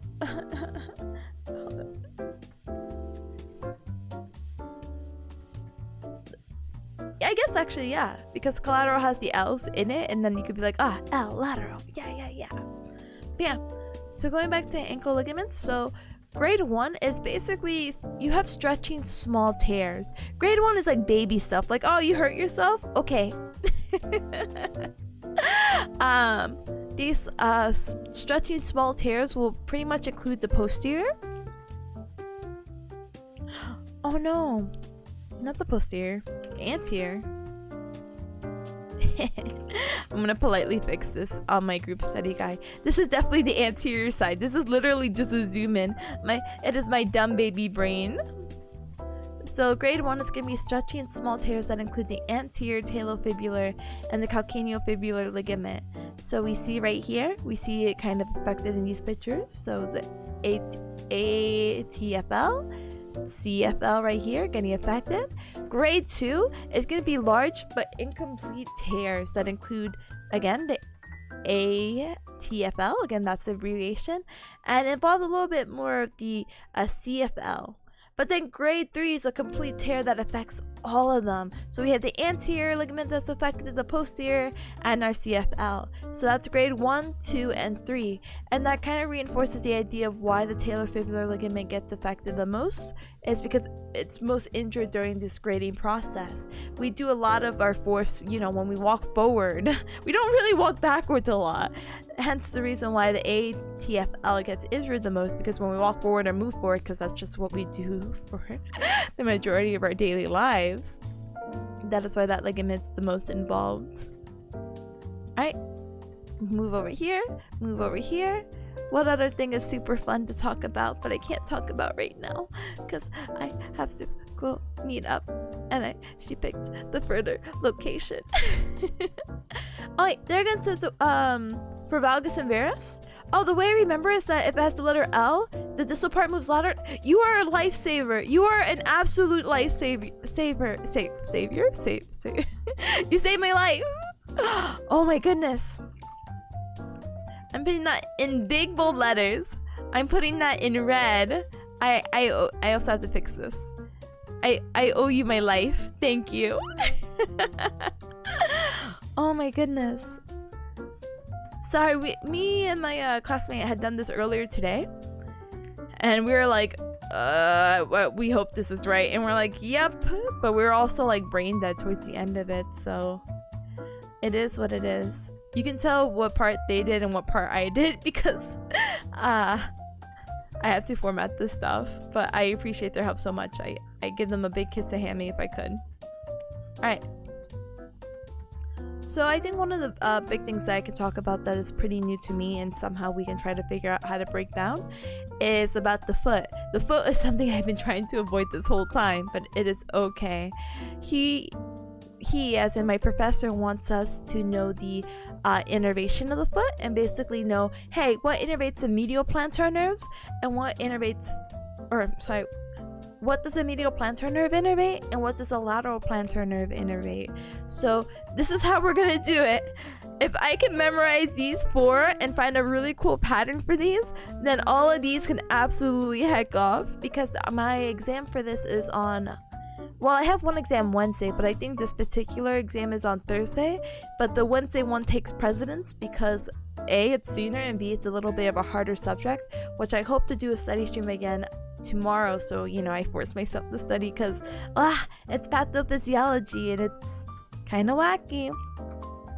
Anyway, so let me see what they had wrote. This is going to cover essentially all the intrinsic foot muscles. Similar to the hand, the medial plantar nerve is going to cover the big toe side of the foot, and the lateral plantar nerve is going to the pinky side, as well as the adductors, lumbricals, and both interossei.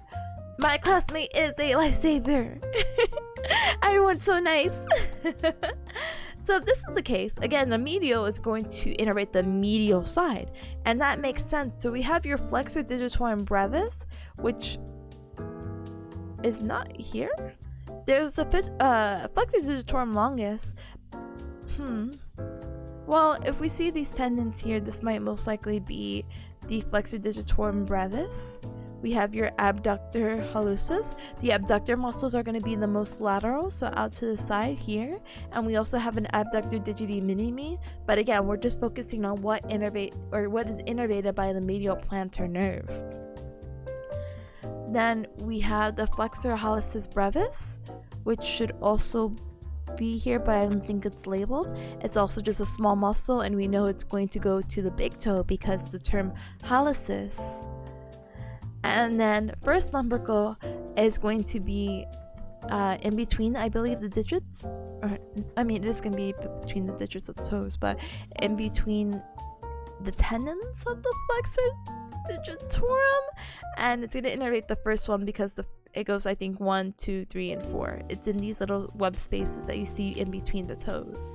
So that's all we have to memorize. We just have to memorize the medial side, flexors, abductors, and the first lumbrical. All these are like big toe related. This one is an anomaly, but that's fine because I know from my memorization of yesterday that this is also towards the big toe side, hence it's medial, so everything else can go heck itself, and if that means it's lateral. So let's go! Studying done, kind of, not really, I'm so sorry. Pathophysiology, more like pathophysiology. Yes, you're right. Alright, every cup, you know what to do. I'm done studying, so we should go rate someone. Thank you for, sorry, I was like, what is it? A spaz? I was like a little bit of a spaz towards the end. I get so frazzled easily. So I'm just like, But I'm glad it can work out. I'm glad I did get a little bit of studying, and thank you every cup for joining me. I know studying is kind of wonky, but it is what it is. Take a good break. I will. I'm gonna eat super good.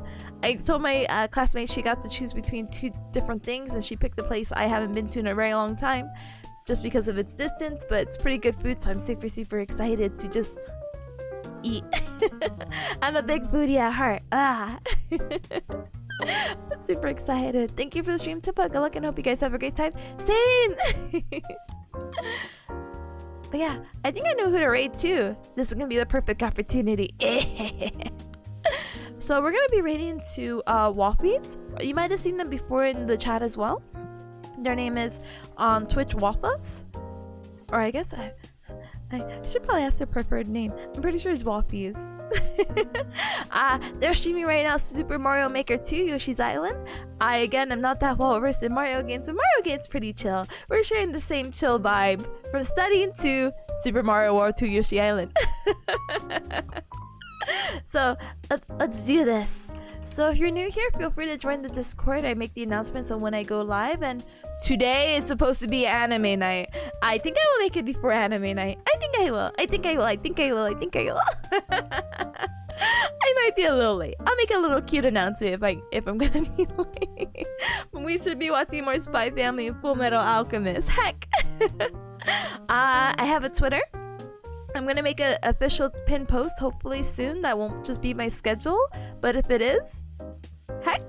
I don't know, I've seen a lot of people make a cute like pin post about their little bios and socials. I'm like, I want to do that, especially if Bearcat School is not letting me do like set schedules, but hopefully schedule wise I will be back tomorrow. I'm gonna do another study stream about pathology, and hopefully it'll be okay. It might most likely be around the same time of 4 p.m. EST at the earliest, and hopefully we'll get a lot done. That one will kind of sit down, and it might be more of a learn with me stream just because patho blah, blah, blah, blah, blah, is such a weirdly complicated topic. But I mean, it's our body after all, you know? Darian says have fun with food. I will. I'm like, have fun with food like it's finger food. I know what you mean. I appreciate you. Thank you.